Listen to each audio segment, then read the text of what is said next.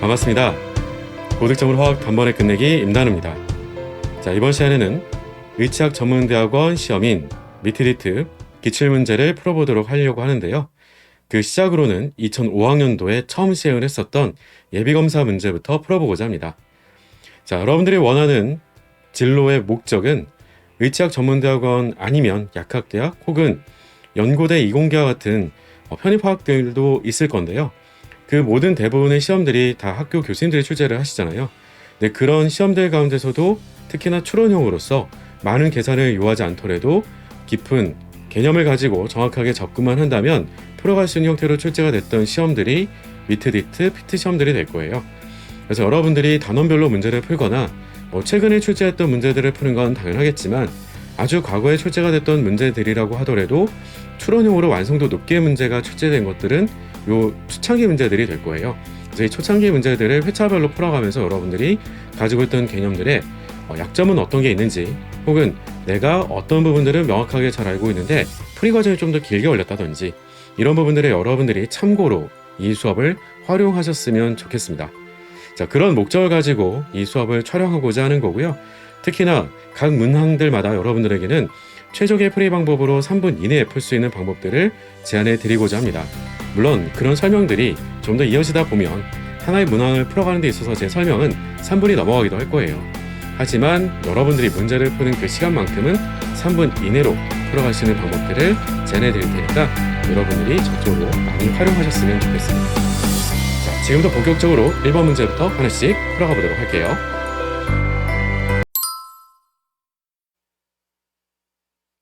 1번 문제 같이 살펴보도록 할게요. 표는 몇 가지 제산제 성분과 몰질량 나타낸 것이다 라고 주어져 있었고요. 제산제 가나다라를 표에다가 같이 수록해주고 있어요. 일단 아래쪽에 질문이 뭐가 있는지도 같이 먼저 좀 봐야 되겠죠. 같은 질량의 제산제를 투했을 때 라고 시작을 하고 있어요. 화학에서의 질량이라고 하는 표현들은 꽤 중요하죠. 물론 질량으로 문제를 풀 일은 아니겠지만 저도 조건은 된 거니까. 자, 그리고 과단 위산을 제거하는 효과가 가장 큰 것. 즉 제산제를 주어져 있었던 내용으로부터 연결되는 건 결국 제산제가 해주는 역할이 돼주겠죠. 제산제라고 하는 것은 바로 염기가 돼주는 거니까 염기가 해주는 역할은 산과 반응을 해줘서 산을 제거해줄 수가 있겠지라고 하는 것이고, 그런 산을 제거해주는 효과가 가장 큰 것과 우리가 가장 작은 것을 골라주세요 라고 하는 게 질문이었어요. 자, 그럼 그에 해당되는 내용들을 풀어가기 위해서 우리한테는 가장 먼저 필요할 수 있는 내용들은 염기하고 반응하게 된다라고 하는 건 산이잖아요.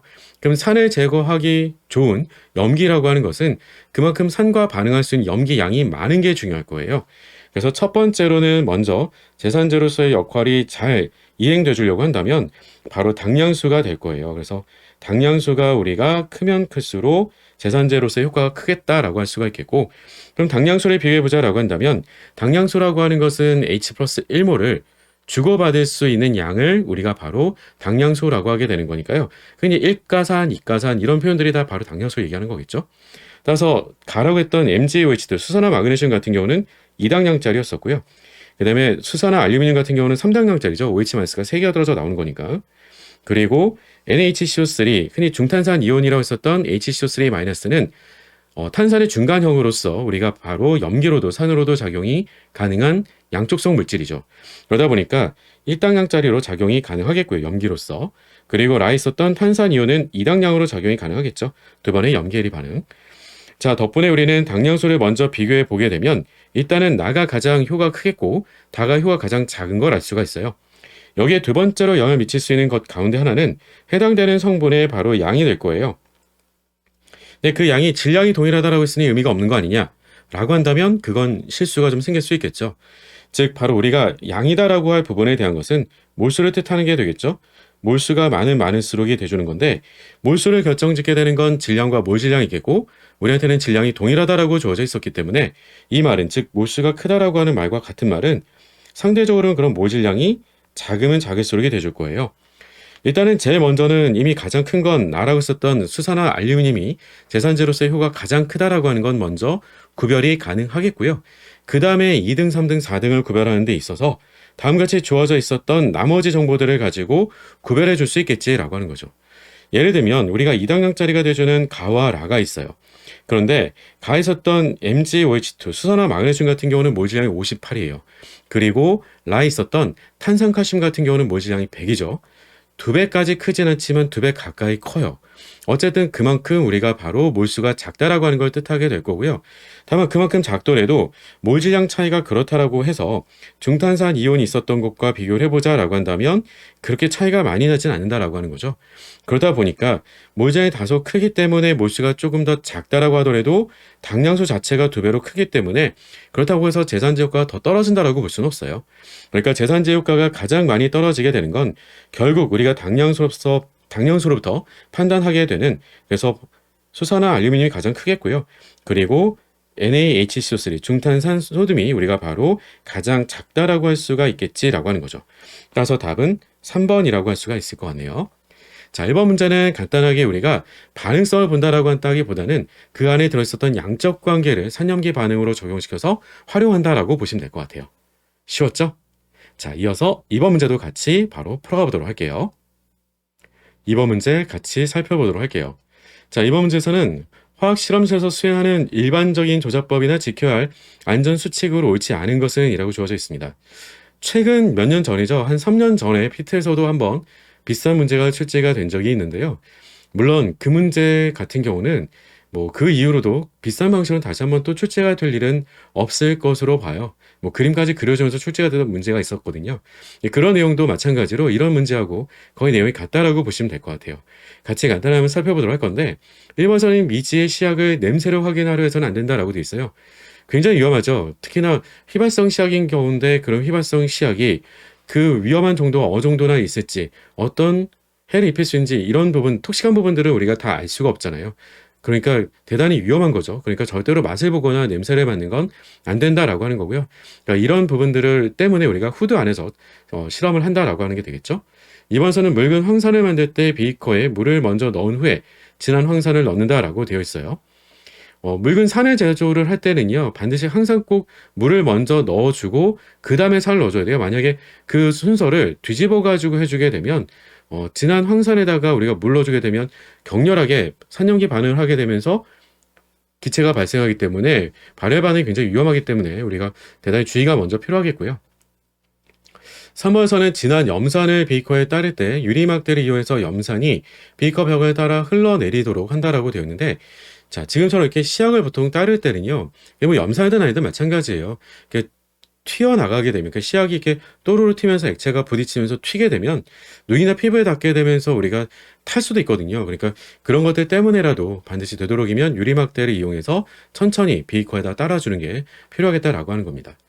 4번에 순온도계가 깨지게 되면 충분한 양의 황가루를 뿌린 후에 하루 뒤에 수거를 한다라고 되어 있는데요. 순온도 같은 경우 수는 굉장히 톡식하죠. 그래서 그대로 두거나 손으로 만져서는 안 돼요. 그러니까 보통 이제 온도에 깨져버리게 되면 그냥 그 실험실을 닫아놓고 다 모두 빠져나가는 게 제일 좋고요.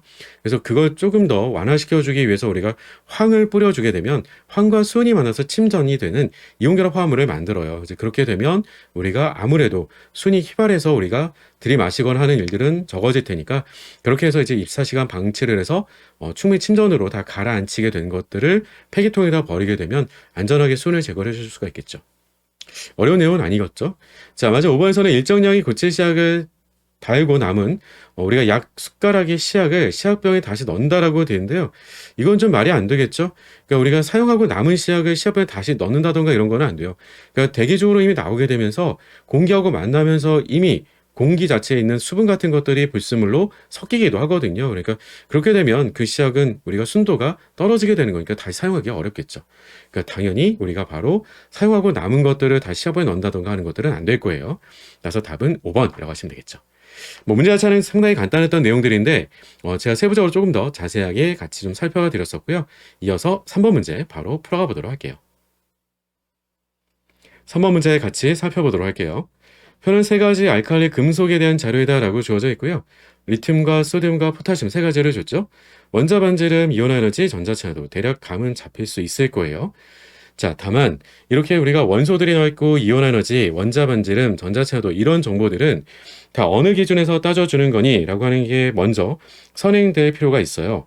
원자 반지름 같은 경우도 우리가 이온 에너지, 전자차도 다 마찬가지지만 보통 주기적 성질에 관련된 내용들을 살펴볼 때 우리가 주로 참고하는 내용들이 되잖아요. 특히나 앞쪽에 있었던 원자 반지름 같은 경우는 이제 금속이 되기 때문에 금속 결정 상태에서 우리가 측정을 통해서 얘기해주게 되는 내용들이 되겠고요. 그리고 그 뒤에 있었던 이온 에너지라던가 우리가 전자친화도 같은 경우들은 특히 주의가 좀 필요해요. 무슨 말이야 라고 하면 얘들은 우리가 금속의 기체 상태로부터 따져주게 되는 거지, 앞서 있던 원자 반지름을 고체 상태에서 우리가 얘기하거나 하는 것들과는 좀 차이점이 좀 있다는 거죠.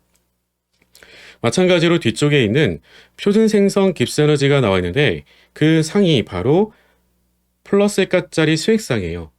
그런데 우리가 생성 자유에너지라고 했으니까 이 말은 무슨 말이 될 거야 라고 하면 이 말인즉슨 우리한테 꽤 중요하죠. 기체 상태가 아니라 중성의 고체 상태가 아닌 원소 상태인 그 원소 상태로부터 우리가 화합물 혹은 이온 1몰이 만들어질 때 그때 에너지 변화를 우리가 바로 엔탈피 변화, 엔트로피 변화도 다 같이 볼 수가 있지만 지금 여기서는 자에너지 변화로서 나타내 준 거야 라고 하는 걸 얘기하고 있는 거죠. 이 과정은 바로 산화가 되는 과정이 되겠죠. 따라서 우리가 전자 1몰을 바로 뺏기게 되는 산화 과정에 해당되는 걸 가지고 묻고자 한다라고 했던 거고요. 산화가 나왔으니까 연관된 부분으로 얘기해보자라고 한다면 마이너스 바로 NF2 너트 산화로 연결할 수가 있어야 되겠고요. 그 말인즉슨 그럼 우리한테 아래쪽에 주어져 있던 에너지 값들은 마이너스 1몰 곱하기 1페럿 곱하기 표준 산화전입 값이 되줘요. 그러니까 몰수도 같고 우리가 1페럿도 같고 마이너스 볼을 다 떼가지고 놓고 생각해 보게 되면 값이 크면 클수록 우리가 산화전입 값이 큰 게 되겠죠. 그럼 산화전입 값에 해당되는 우리가 순서를 매겨보게 되면 그러면 산화전입 값은 기체 상태에서 따져주는 건 아니라는 거예요. 분명히 고체 상태로부터 우리가 달라지는 것들을 따져주게 되는 거겠죠. 그러면 가장 큰 건 우리가 리튬이 돼주겠고 우리가 2등은 바로 포타슘이 돼주겠고 3등이 그럼 소듐이 돼주겠죠. 그런데 여기다가 볼을 반대로 바꿔주게 되면 그게 곧 뭐가 되겠어요? 그쵸. 그게 바로 표준 환원전이가 되겠죠. 볼을 반대로 바꿔주기 때문에 등수를 따져주게 되면 등수는 반대로 역전이 되겠죠.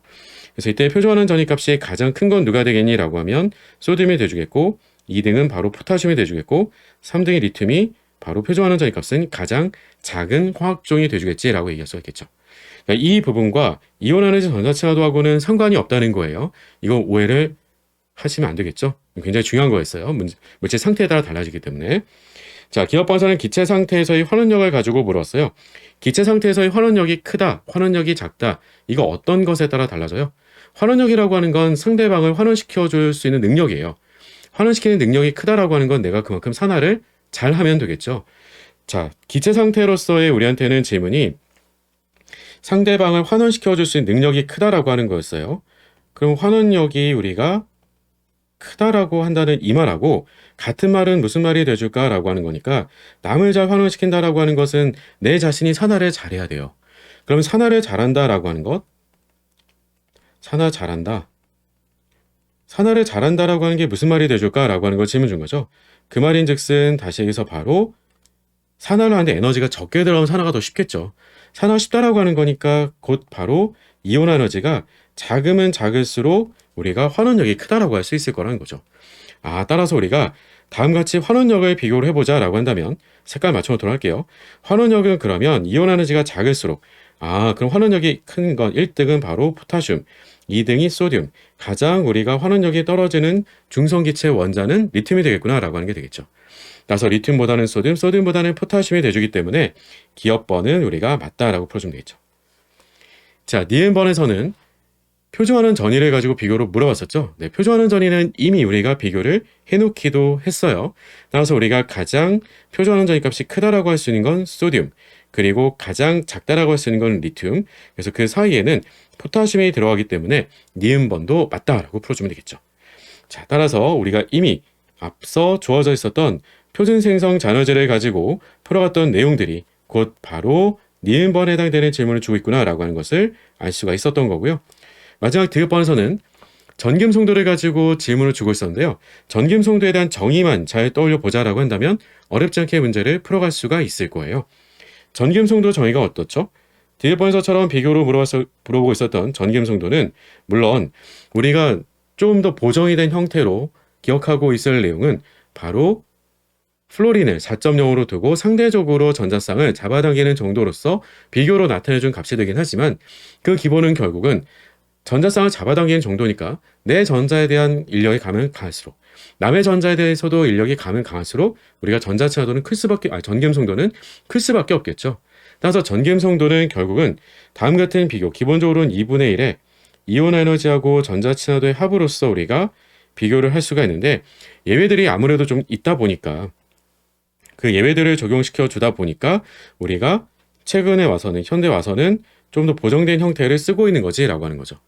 자, 따라서 우리가 두 값을 더해주고 반으로 나눠준 것을 비교를 해보자라고 한다면 결국 우리가 주기적 경항성에서 같은 조 위에 있는 원소일수록 전기음성도가 크다라고 할 수가 있겠죠. 따라서 아래 주어져 있었던 것에 대한 부등호의 방향을 서로 반대로만 바꿔주시면 되겠죠. 따라서 우리가 리튬이 가장 크고요. 그리고 소듐이 돼주겠고 그 다음은 포타슘이 돼주겠구나라고 하는 거죠. 따라서 디귿번은 틀렸고 기억번, 니은번만 맞는 거니까 답은 4번이라고 하시면 되겠죠. 어때요? 쉽죠? 자, 이렇게 다지선다형 문제에 대해서는 여러분들한테 그 아래 선택지를 칠지선다로 넣어드렸어요.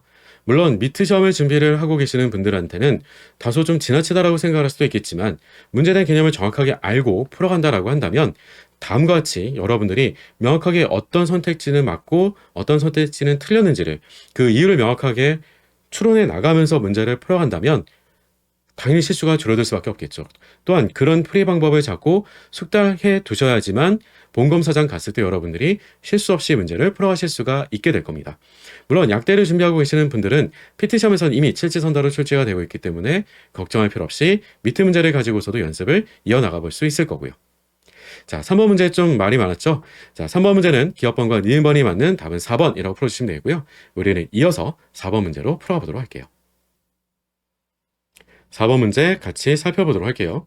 4번 문제는 수소기체를 전기방전시켜 얻은 수소 원자의 방출 스펙트럼에서 자, 이런 부분들은 여러분들이 기본적인 개념들을 잘 이해해두고 계신다면 충분히 머릿속에서 이미지가 그려가실 수 있어야 된다는 거예요. 수소 기체라고 하는 것으로 말이 시작했잖아요. 그건 수소 원자 기체는 아닌 거죠. 원래 수소는 분자 상태로 완전 원소 상태로 있잖아요. 전기 방전, 즉 전기를 막 때려주는 거예요. 때려줘서 우리가 끊어주게 된다라고 하는 거죠. 그럼 우리는 두 개 수소기체 원자가 만들어지게 되고요. 이 바닥 상태에 있었던 수소기체 원자에다가 우리가 바로 더 들뜬 상태로 더 올라가게 만들어질 수가 있게 되겠지라고 하는 거죠. 그랬다가 아래로 내려오게 되면서 에너지 준위가 더 낮아진 쪽으로 내려오게 되면서는 빛을 방출할 수가 있게 될 건데 다음과 같이 우리한테는 102.6 나노미터, 221.6 나노미터, 656.5 나노미터, 91.2 나노미터에 해당되는 빛을 방출하더라라고 하는 것들을 아래 그림으로 보여주고 있어요. 자, 이에 대한 질문으로는 어떤 것들을 보여주고 있는지 아래쪽을 좀 더 살펴보도록 할게요. 바닥 상태의 수소 원자의 빛을 조졌을 때 흡수할 수 있는 빛의 파장은 이라고 했어요. 바닥 상태라고 하는 건 잘 알고 있지만 N=1인 1인 상태가 바닥 상태인 거죠. 그러면 N=1인 1인 상태로부터 우리는 어디까지? 1에서부터 우리가 바로 3까지 에너지 준위가 들뜨도록 흡수할 수도 있겠죠. 102.6 나노미터의 빛을 거꾸로 흡수한다면 만약에 121.6 나노미터처럼 조금 더 긴 파장 흡수한다면 이것도 가능하죠. 왜냐면 1에서 2까지는 들뜰 수가 있기 때문에 가능한 거죠. 하지만 656.5 나노미터와 같이 이렇게 더 긴 파장의 빛을 쪼여주게 된다면 바닥 상태에서는 그 빛을 흡수할 수가 없겠죠. 왜냐면 해당되는 에너지 준위 간격 정도의 크기를 가지고 생각을 해봐도 쉽게 알 수가 있지만 우리는 최소한으로 흡수할 수 있는 게 바로 N=1에서 2예요. 그러니 이보다도 우리가 더 긴 파장이 돼주게 되면 그럼 바닥 상태에서는 우리가 0 흡수가 안 되겠구나라고 하는 걸 알 수가 있겠죠. 흡수가 가능할 수 있는 가장 긴 파장이 바로 주어져 있는 121.6 나노미터가 되겠죠. 자, 그럼 앞에 있었던 102.6 나노미터보다 더 짧은 빛도 흡수는 가능할까? 가능해지죠. 어느 정도의 빛도 흡수가 가능한 거니라고 하면 91.2 나노미터보다 더 짧은 빛의 파장이 있다라고 한다면 이것도 흡수는 가능하죠.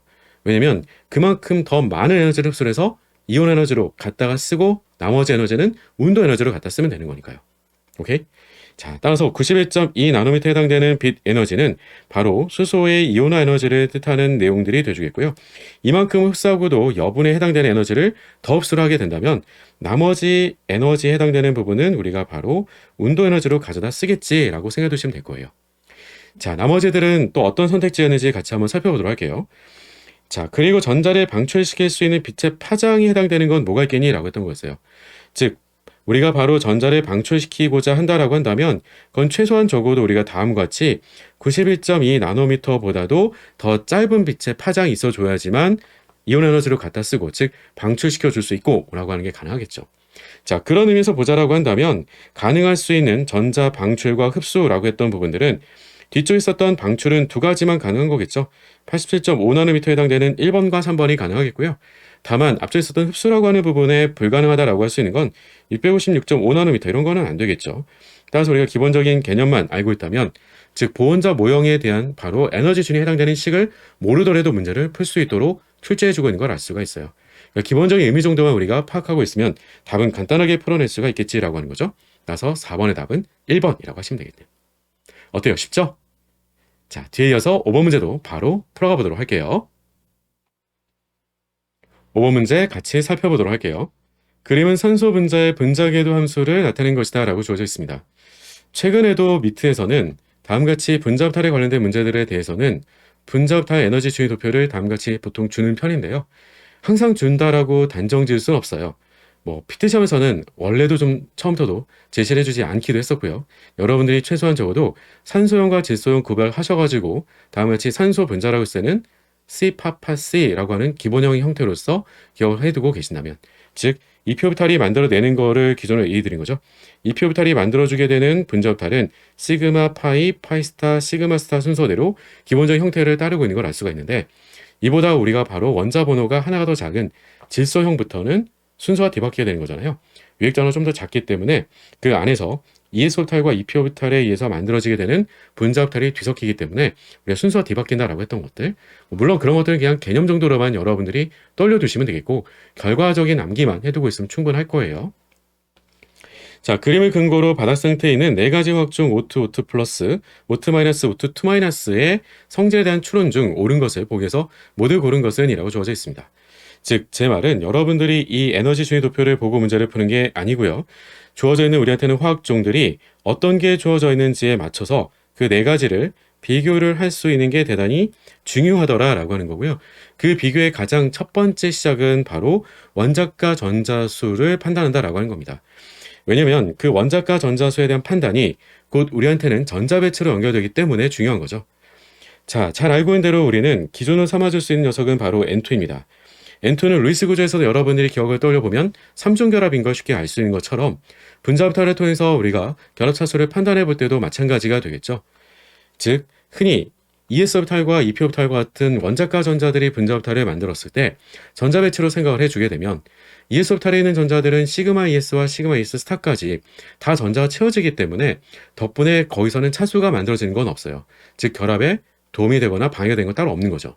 하지만 EP오르탈에 있는 전자들은 모두가 다 결합성 오르탈에만 전자가 채워지고 마무리가 되줘요. 즉, 호모에 대한 전자 배치라고 하는 것을 보게 되면 호모는 바로 시그마 EP의 전자가 두 개까지 다 채워져서 반자기성인 것과 동시에 결합성 오르탈에만 전자가 6개가 더 채워져 있는 형태로서 마무리가 돼주는 결합차수가 바로 3차라고 하는 걸 알 수 있다는 거죠. 따라서 우리는 결합차수가 3차가 되는데요. 이런 것들을 EP오르탈에 있는 전자수로부터 판단해도 괜찮겠지만 어차피 모든 결합이라고 하는 것들은 결국 원자과 전자들이 일단은 결합에 참여가 되는 거잖아요. 따라서 이주기 이원자 분자로 구성이 되어 있는 분자들에 대해서는 항상 적용이 가능한 건데 바로 원자과 전자수의 합입니다. 원자과 전자수를 합쳐줬을 때 ES오르탈에 있는 전자, EP오르탈의 전자를 합쳐주게 되면 5개가 되겠죠. N2가 되는 거니까 2배예요. 10개가 되겠고 그 3차가 됐던 이유도 결합성 오르탈에 들어있는 전자수는 결국 몇 개였던 거니? 라고 하는 것은 8개가 되겠죠. 그리고 반결합성 오르탈 ES 스타에 있는 게 바로 2개였었고요. 따라서 우리가 절반으로 나눠주게 되면 그 덕분에 3차인 걸 알 수가 있는 거죠. 자, 이를 기준으로 생각해 보게 되면 10개일 때가 바로 그 3차라는 거예요. 10개보다 하나라도 많아지게 되면 그 다음부터는 반결합성 오르탈의 전자수가 늘어나게 되는 거니까 그 다음부터는 전자수 하나 낼 때마다 차수가 0.5차씩 줄게 되겠죠. 자, 그런 방식으로 생각해 보게 되면 가장 제일 먼저 여러분들이 신중하게 판단해 줘야 될 부분들은 바로 원자과 전자수가 되는 겁니다. 따라서 우리가 각각의 화학종들에 해당되는 원자과 전자수에 해당되는 우리가 합을 가지고 생각해 보게 되면 O2는 중성 이원자 분자가 되는 거니까 6개씩 2배가 돼주므로 12개가 돼주겠죠. O2 플러스라고 했다면 우리가 하나 날아간 거니까 11개가 되겠고요. O2 마이너스였다면 12개에서 하나 들었으니까 13개가 되겠고 O2-였다면 14개가 돼주겠죠. 자, 그 덕분에 우리는 어떤 것들을 손쉽게 알아볼 수 있겠니? 라고 하면 결합 차수가 됩니다. 결합 차수를 또 판단하기보다 그에 앞서서 아예 호모에 대한 전자 배치도 같이 살펴보도록 할게요. 호모를 따져보자 라고 한다면 호모라고 하는 건 전자가 채워져 있는 highest occupied molecular orbital이에요. 즉 에너지 순위가 가장 높은 분자탑을 뜻하는 게 되겠죠. 지금 같으면 우리가 10개 이후에 그 다음에 전자 하나가 더 채워진 O2 플러스를 가지고 보게 되면 그 하나가 어디 채워지게 되는 거야 라고 하는 건 파이피 스타가 되겠죠. 따라서 파이피 스타에 우리가 전자 하나, 그럼 12개 돼줬다라고 하는 거는 그 파이피 스타의 전자가 2개. 근데 잘 알겠지만 우리는 파이피 스타가 에너지 준위가 동일한 게 방향이 서로 다른 두 가지가 있는 걸 알 수가 있어요. 그러니까 각각의 홀 전자가 각각 하나씩 채워지게 되는 축대된 형태를 띠게 되겠구나라고 하는 걸 짐작할 수 있어야 되겠죠. 자, 거기다 전자 하나가 더 늘게 된 13개가 돼주게 되면 10개 다음에 3개죠. 그 10개 다음에 3개가 바로 파이피 스타의 전자 3개. 근데 14개라고 한다면 바로 10개 다음에 4개가 파이피 스타의 전부 다 전자 채워지게 되는 걸 알 수가 있을 거예요. 그 덕분에 우리는 바로 결합 차수를 쉽게 판단할 수가 있겠다라고 하는 거죠. 결합 차수는 결국 10개보다 하나가 더 채워지게 되면 2.5차가 돼주겠고요. 하나 더 채워지게 되면 반ገብ성 옥탈의 전자수가 느는 거니까 하나 늘 때마다 2분의 1차씩, 즉 0.5차씩 감소가 될 거예요. 따라서 덕분에 우리는 앞서 봤던 것처럼 바로 2차에서 전자수 하나가 늘었기 때문에 1.5차. 만약에 여기서 하나가 더 늘었다라고 하는 O2-라고 한다면 1차라고 하는 것까지도 손쉽게 대답을 해줄 수가 있겠지라고 하는 거죠.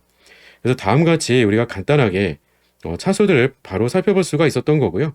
그러면 이 차수에 해당되는 것들까지를 먼저 파악을 해놓고 문제를 푼다라고 기억을 해두시면 될 것 같아요. 자, 보이는 기억 번선은 반자에서 나타내는 것은 이라고 했는데 반자에서는 어쨌든 홀전자수가 있냐 없냐라고 하는 걸 뜻하는 거잖아요. 색깔만 구별해 보도록 할게요. 홀전자수가 가장 많았던 것은 O2가 되겠죠. O2는 홀전자수가 2개였었고요. 그 외에는 다 하나였던 거죠. 그리고 O2-는 반ገብ성 옥탈의 전자가 4개까지 다 채워져 있기 때문에 홀전자수가 아예 없어요. 그 말은 곧 이것만 유일하게 반자에서 띄게 되겠죠. 따라서 우리가 기억번은 맞다가 돼주겠고, 니은것은 결합 길이가 가장 짧은 건 누가 되겠니? 라고 했는데 O2는 안 되겠죠. 왜 안 되는 거야? 라고 하냐면 왜냐면 우리한테는 결합 차수에 해당되는 정보를 찾은 게 있는데 결합 차수가 크면 클수록 결국 결합 에너지가 크다라고 할 수가 있을 거예요. 왜냐면 결합에 도움을 주게 되는 분자탑에 주로 전자가 많이 존재하는 거니까요. 자, 문제는 그 덕분에 바로 결합 길이는 그만큼 짧을 수밖에 없겠구나라고 하는 걸 알 수가 있겠죠. 따라서 우리한테는 중성 분자인 O2가 아니라 바로 이온이 돼주는 O2 플러스라고 얘기를 해줘야 되겠죠. 가장 짧은 거 찾아주라고 했던 거니까요. 니은 번 틀렸고요. 마지막 뒤에 번선의 가장 큰 기준 진동수라고 하는 걸 보여주고 있는데 실은 이제 이 내용은 여러분들한테 지금에 물어보기에는 조금 부담되는 내용들이에요. 흔히 이제 진동에 관련된 것들과 연관되는 이제 결합을 우리가 하나의 용설처럼 볼 수가 있거든요. 그리고 이제 조화진 동자처럼 이제 가만히 있는 게 아니라 왔다 갔다 하면서 이렇게 원자들이 가만히 결합으로 고정되는 게 아니라 움직이면서 존재한다는 거예요.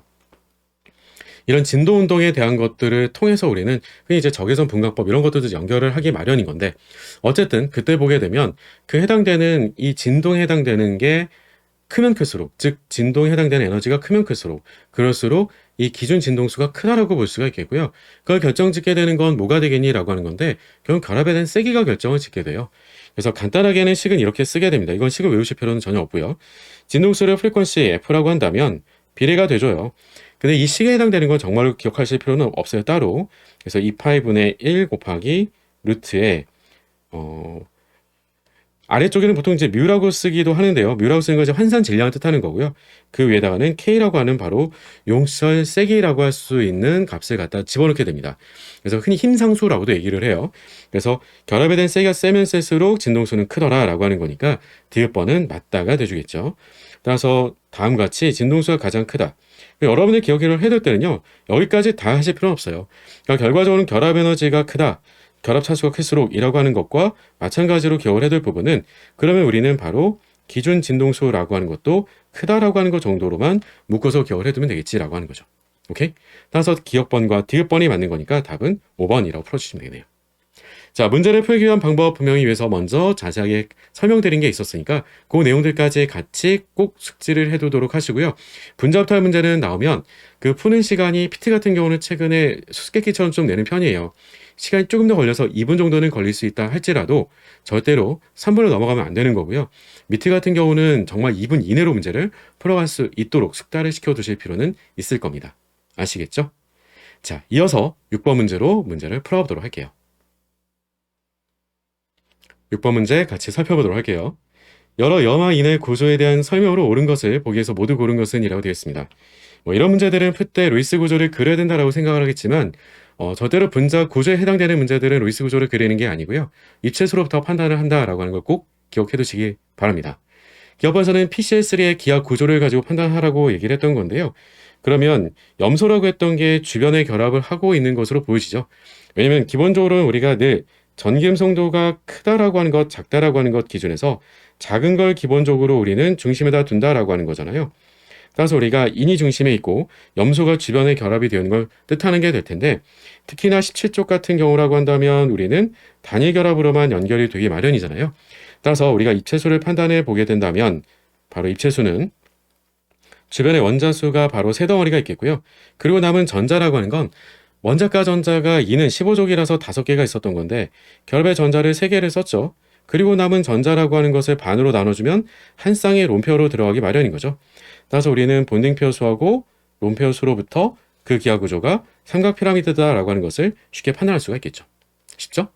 자, 니엠버서는 PCl4-의 기하 구조는 시소형이다라고 되어 있는데 이 말이 과연 맞는 말일까라고 하면 네, 이 말은 맞는 말이다라고 해주면 되겠죠.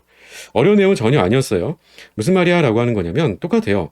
입체수를 판단해주면 되는 건데 입체수 판단의 주변의 원자 개수가 이제는 염소가 4개 결합되어 있다고 되어 있어요. 자, 그리고 나면 원자과 전자수는 분명히 5개짜리인 인인데 결합의 전자를 몇 개 썼니? 그러면 4개를 갖다 썼죠. 그런데 전자 하나를 더 먹었어요. 하나 먹건 하나 잃어버리건 항상 그건 중심 원자에 두고 판단한다는 얘기예요. 그리고 반 나눠주게 되면 다시 한 쌍이 되기 때문에 4 플러스 1짜리 그 말은 시소형이 되겠지라고 하는 거죠. 이 뒷부분에 해당되는 거는 입체수하고 같이 연결시켜서 꼭 기억하고 계셔야 되는 거예요. 니엠버는 맞다. 딜버서는 PCl5라고 했을 때 기하 구조는 이라고 했는데 PCl5는 말 그대로 입체수가 5 플러스 제로가 되겠죠. 이거는 뭐 이온이 아니기 때문에 딱히 어려운 것도 별로 없고요. 흔히 우리가 바로 삼각 쌍뿔형이라고 하는 거잖아요. 이 녀석의 특이했던 부분은 분자 내에 바로 결합각이 서로 다른 게 2가지가 있다라고 했던 거죠. 결합각을 가지고 보게 되면 결합각이 하나는 90도가 있겠고 또 하나는 120도가 있는 거죠. 그래서 수직 쪽으로 있는 바로 우리가 90도, 수평 쪽으로는 120도 방향으로 각각의 염소 원자들이 중심 원자 인의 결합이 되는 걸 알 수가 있는데 문제는 이때 그러면 인과 염 사이 결합 길이가 모두 같을 거냐? 같을 수가 없죠. 결합각이 우리가 상대적으로 더 큰 수평 쪽에 있다라고 하게 되면 그만큼 반발을 적게 받기 마련이에요. 반발을 적게 받는다라고 하는 건 뭐가 되겠어요? 그만큼 바깥쪽으로 덜 밀려 나간다는 게 되겠죠? 수직 쪽으로는 반발을 더 많이 받기 때문에 더 많이 밀려 나갈 수밖에 없어요. 따라서 덕분에 결합 길이를 비교를 해주게 되면 결합 길이는 뭐가 되겠어요? 결합 길이는 수직 쪽이 수평 쪽보다 더 길 수밖에 없겠다. 즉 분자 내 결합각이 이렇게 여러 종류가 있게 되면 그 덕분에 우리가 3차원의 공간상에 동일한 위치에는 있을 순 없다라고 할 수 있다는 거예요. 그래서 결합각이 2종류가 된다라고 하면 반드시 우리가 결합 길이는 같을 수가 없다. 이렇게 기억을 해두고 계셔도 괜찮을 거예요. 따라서 6번의 답은 4번이라고 풀어주시면 되겠죠. 간단하죠? 자, 7번 문제도 지금처럼 간단하게 문제를 풀어보도록 할게요. 7번 문제 같이 살펴보도록 할게요. 7번 문제는 금속 결정에 대한 내용들을 가지고 질문을 주고 있는 거죠. 금속의 성질은 원자 간의 결합과 공간별에 밀접한 관련이 있다. 이런 말들은 사실은 필요는 없을 것 같고요. 그림 연실방 구조를 나타내주고 있고 표는 금속의 구조에 따른 공간 점열과 철의 구조에 따른 밀도를 나타낸 것이다 라고 제시를 해주고 있어요. 조금 까다롭다면 까다로울 수도 있을 내용이 될 것 같기는 해요. 왜냐라고 한다면 공간 점유율을 52%, 68%, 74%로 나타내주고 있는데 공간 점유율 자체를 계산하라고 하는 의미는 아닐 것 같고요. 왜냐하면 값들을 아예 제한을 다 해주고 있으니까요. 그 밑에 밀도라고 하는 것도 제한을 해주고 있는데 다음같이 온도가 낮을 때는 알파형, 감마형, 더 높아지게 되면 델타 형태로 주어져 있는데 중간에 있었던 감마형만 밀도가 높고 나머지는 밀도가 좀 낮은 편이에요. 자, 이때 주목할 만한 것은 뭐가 있겠니라고 하는 건데 그 밀도에 대한 부분이에요. 왜냐하면 공간 점유율은 세 가지의 다른 값으로 세 가지의 결정 형태를 보여주고 있다면 일종의 철의 구조는 알파형과 델타형은 거의 같은 밀도를 가지고 있고 그리고 감마형만 다른 밀도를 가지고 있으니까 조금 더 촘촘한 형태를 띠고 있구나라고 하는 걸 알 수가 있겠지라고 하는 거죠. 그러니까 최소한 감마형은 우리의 단순히빵은 아닐 거예요. 그렇죠? 자, 그런데 여기에 또 한 가지 힌트 삼아 볼 수 있을 부분 가운데 하나는 뭐가 있냐면 바로 7.9에서 8.6으로의 비율이에요. 비율을 잘 생각을 해보게 되면 우리는 그 비율이 얼마만큼 차이가 나는지를 좀 유추해 볼 수가 있을 건데요. 7.9의 말 그대로 만약에 똑같은 1배다라고 한다면 밀도가 달라지지 않았어야겠죠. 8.6이 아니라 그냥 7.9라고 해줘야 되는데 7.9하고 8.6의 차이는 얼마 정도가 늘어난 거야라고 하면 약 0.7 정도가 늘어나게 된 거죠. 그래서 덕분에 8.6이 된 거잖아요. 근데 0.7 혹은 0.79 정도로 생각을 해보게 되면 거의 바로 0.79 정도가 더해진 건 아닐까라고 유추해 볼 수 있지 않을까라고 하는 거예요. 그 말인 즉슨 첫 번째 자리가 아니라 바로 두 번째 자리에서 똑같은 비율만큼 증가했다. 즉 이를테면 우리가 비율로 보자라고 한다면 약 1.1배 정도로 볼 수 있지 않을까라고 하는 거죠. 조금 더 오버가 되긴 하지만 그럼 이만큼의 비율 차이가 나타내질 수 있는 결정에 해당되는 것들이 있을까라고 보면 그러면 채심입방에서 우리가 면심입방인 경우에는 어때요? 여기도 마찬가지죠. 차이값은 대략 6만큼 증가해요. 그러니까 뒤에 있는 자리는 제껴놓더라도 우리가 마치 플러스 6이다라고 하는 건 약 10%가 느는 것과 같은 효과라고 볼 수가 있는 거니까 비율상 보면 약 1.1배가 되는구나라고 하는 걸 짐작해 줄 수가 있겠지라고 하는 거죠. 이런 걸 보통 추론이라고 하는 거예요. 그에 반해서 만약에 앞에 있었던 5점에서 68이다라고 한다면 단순입방에서 최신입방은 말 그대로 우리가 그 차이값은 16이 증가를 하게 된 거고요. 16인데 비율상 보면 52분의 68인 거니까 이건 뭔가 매칭이 좀 잘 안 된다라고 볼 수가 있겠죠. 자, 이런 것들을 가지고 보자라고 한다면 그러면 우리한테는 바로 알파형이 어떤 형태라고 짐작해 볼 수 있겠니? 라고 하면 알파형이 말 그대로 우리가 채심입방이다라고 짐작해 볼 수가 있겠고요. 감마형은 그러면 덕분에 면심입방인 거구나라고 짐작해 볼 수 있겠지라고 하는 거예요. 오케이? 자, 나머지들은 문제에서 어떤 것들을 더 묻는지 더 확인해 보고 더 이야기를 해보도록 할게요. 자, 기업번에서는 1200도씨에서 철의 배위수는 8이다라고 제시해주고 있어요. 1200도씨는 어디예요? 그렇죠. 감마 형태로 존재를 하고 있다라고 하는 걸 제시로 물어본 거고요. 1200도씨에서는 그 감마형이 어떤 배열 형태를 띠고 있는 건지를 물어보고 있는 거죠. 따라서 우리가 바로 그때 띠고 있었던 형태가 면심입방이었기 때문에 그렇다라고 한다면 배위수는 우리가 12개가 돼줘야 되겠지라고 하는 거죠. 그래서 기업번 틀렸다가 돼줘요. 면심입방에 해당되는 배수는 12개가 남기하고 있어야 되는 거겠죠. 자, 니은버선 상온에서 철의 단위세포에는 2개의 원자가 있다라고 되어 있는데 상온이다라고 하는 건 어떤 상태를 뜻해요? 온도 낮은 상태를 뜻하는 거겠죠. 그때가 바로 채심입방이었었고 채심입방일 때 우리가 바로 입자수라고 한다면 채심 한가운데도 있고 꼭지점 8군데 8분의 조각씩 들어있는 거니까 우리가 입자수는 바로 2개가 되는 거지라고 하는 거죠. 니은번 맞고요. 디귿은 알파형에서 감마형으로 바뀌게 될 때 단위세포 한 변의 길이가 증가를 하는 거니? 라고 얘기해주고 있는데 채심과 면심에 대한 차이점을 가지고 질문 주고 있는 게 디귿번이죠. 자, 디귿번에서는 그럼 단위세포 한 변의 길이와의 관계라고 하는 것을 4배의 반지름, 철 원자의 반지름 4배를 기준으로 한번 보도록 할게요. 그랬을 때 채심입방이다라고 한다면 그때는 우리가 바로 루트 3 곱하기 A, 그 BCC라고 할 수가 있겠고 말 그대로 우리가 면심입방이다라고 했을 때는 얼마가 되겠니라고 하면 루트 2배의 곱하기 우리가 A, FCC라고 할 수가 있는 거죠. 페이스 센터드 큐빅의 약자였어요. 자, 이 말은 우리가 똑같은 4배의 반지름으로 똑같은 길이 관계에 대해서 서술했을 때 서로가 몇 배 관계가 되겠니라고 하면 루트 3배 해주고 루트 2배를 해줘야지 서로 같은 거예요. 그럼 반대쪽에다가 루트 2배 해주고 상대적으로 루트 3배로써 우리가 비교가 가능하겠지라고 하는 거죠. 따라서 누가 더 긴 거라고 하는 거 이제 손쉬워졌을 것 같아요. 따라서 우리가 바로 채심보다는 면심이 더 길었다라고 하는 것을 쉽게 유추해 줄 수가 있겠지라고 하는 거죠.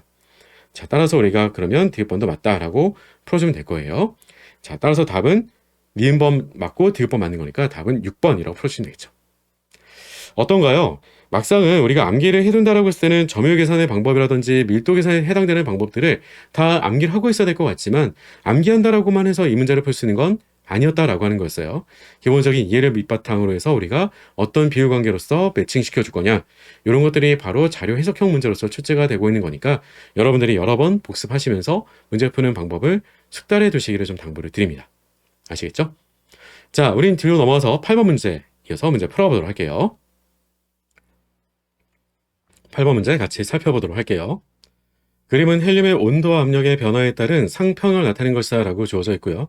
상도표를 풀어가는 문제들은 아래 주어져 있는 선택지를 상도표로 옮겨놓고 해석만 해주면 그만인 거죠. 자, 아래쪽에 선택지를 같이 바로 살펴보도록 할게요. 자, 보기에서는 고체 헬륨은 승화되지 않는다라고 주어져 있는데요. 승화가 가능한 거니? 라고 하는 부분은 고체에서 기체로 바뀌어야 돼요. 근데 문제에서 보게 되면 우리한테는 고체상이라고 했던 것은 압력이 대단히 높을 때 존재하고 있는 것들을 보여주고 있어요.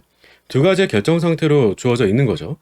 그래서 이 고체 상태로부터 기체 상태로 바로 바뀔 수 있는 게 있느냐라고 하면 그렇지는 못하잖아요. 그러니까 상도표의 그림으로부터 우리는 기억번은 맞다라고 읽어주시면 되는 거겠죠. 니은에서는 액체 헬륨 1이 헬륨 2로 변할 때 밀도가 증가하는 거냐라고 얘기해주고 있어요. 다음같이 1에서 2로 바뀐다라고 하는 상황을 가지고 살펴보게 되면 1에서 2는 어때요? 우리가 기본적으로 특히나 밀도하고 비교로 질문 주게 될 때는 압력의 변화에 따른 상전이를 살펴봐 주는 게 제일 좋은 방법이 되줄 거예요. 그래서 다음같이 주어져 있던 이 상도표로부터 선을 하나 그어가지고 여러분들이 같은 온도 기점에서 비교를 해주면 간단하겠지라고 하는 거죠. 예를 들어서 대략 삼중점보다도 조금은 더 낮은 온도 조건에서 우리가 선 하나 쭉 그어가지고 비교를 해보게 되면 그러면 우리는 다음같이 위에서 아래로 내려오게 될 때 덕분에 우리는 상태 2에서 1으로 상전이가 일어나는 거죠. 1에서 2로 바뀔 때라고 했으니까 그림에서부터 보게 되면 오른쪽이 1인 거잖아요. 그래서 우리가 압력이 더 높을 때는 1의 상태로 있다가 압력을 낮춰주게 되면 그러면 덕분에 바로 2의 상태로 상전이가 일어날 수 있는 걸 알 수가 있을 거예요. 그 말은 압력이 우리가 바로 높을 때, 압력이 클 때는 1의 상태로, 압력이 작을 때는 다음같이 2의 상태로 상전이가 일어날 수가 있는 거고요. 더더군다나 다음같이 바로 압력이 높다 낮다라고 하는 것들을 가지고 연결해 주게 되면 그건 반대로 부피가 상대적으로는 작고 우리가 부피가 상대적으로는 커지게 되는 상태로 바뀌더라라고 하는 게 되겠고, 그 말은 곧 다시 얘기해서 바로 밀도를 가지고 얘기해보자 라고 한다면 같은 양에 대해서 우리가 부피가 크면 밀도가 작은 것이고 부피가 작으면 밀도가 높다라고 할 수가 있겠죠. 따라서 밀도가 높은 상태로부터 밀도가 낮은 상태로 상전이가 일어나게 되는 거구나 라고 하는 걸 알 수가 있을 거예요. 따라서 밀도가 누가 더 높은 거니? 라고 하면 1이 2보다 밀도가 더 높은 거니까 1에서 2로 변하게 될 때 밀도가 증가되는 것이 아니라 감소가 된다라고 해줘야 되겠고요. 마지막 디귿번서는 그러면 액체 헬륨 2가 존재하는 최고의 온도는? 이라고 얘기를 했는데요. 2라고 하는 물질의 상태는 그림에서 보는 바와 같이 삼중점을 지나가게 되는 것을 알 수가 있어요. 그보다도 더 높은 온도에서는 1의 형태로는 존재할 수 있을지 몰라도 2의 상태로는 존재할 수가 없는 걸 알 수가 있죠. 따라서 우리가 디귿번서 읽어주고 있는 것처럼 약 2.5켈빈이 최대 맥스 온도가 되겠구나라고 하는 걸 알 수가 있겠지라고 하는 거죠. 따라서 답은 기업번, 디귿번이 맞는 거니까 답은 5번이라고 풀어주시면 될 것 같고요. 자, 이 문제에서 한 가지만 더 주목하고 넘어왔으면 좋겠다라고 하는 건 삼중점의 위치들입니다. 노란색으로 표시를 좀 해보자라고 하면 삼중점은 어쨌든 물질의 세 가지 상이 공존하는 온도예요. 세 가지 상이 공존하는 온도예요. 그게 고체상이 두 개가 됐던 액체상이 두 개가 됐던 이런 것들은 상관없어요. 세 가지 서로 다른 상이기만 한다면 모두가 다 삼중점이 돼주더라라고 하는 거죠. 따라서 바로 삼중점은 다음같이 4개의 삼중점을 가지고 있다라고 얘기해주면 되고요. 임계점 같은 경우는 삼중점이 못 되는 거죠. 임계점은 액체와 기체의 상의 구별이 가능한 최대 온도 압력을 뜻하는 게 바로 임계점의 정보예요. 그러니까 그 이상으로 올라가게 되면 구별이 안 되더라라고 하는 걸 뜻하는 게 되겠죠. 자, 따라서 8번 문제는 다음과 같이 5번이라고 답을 해주시면 되고요. 이어서 9번 문제도 바로 풀어보도록 할게요. 9번 문제 같이 살펴보도록 할게요. 비싼 구조의 화합물도 여러 요인에 의해 산으로서의 세기가 달라진다. 수액에서 산의 세기를 비교한 것으로 옳은 것은? 이라고 돼 있어요.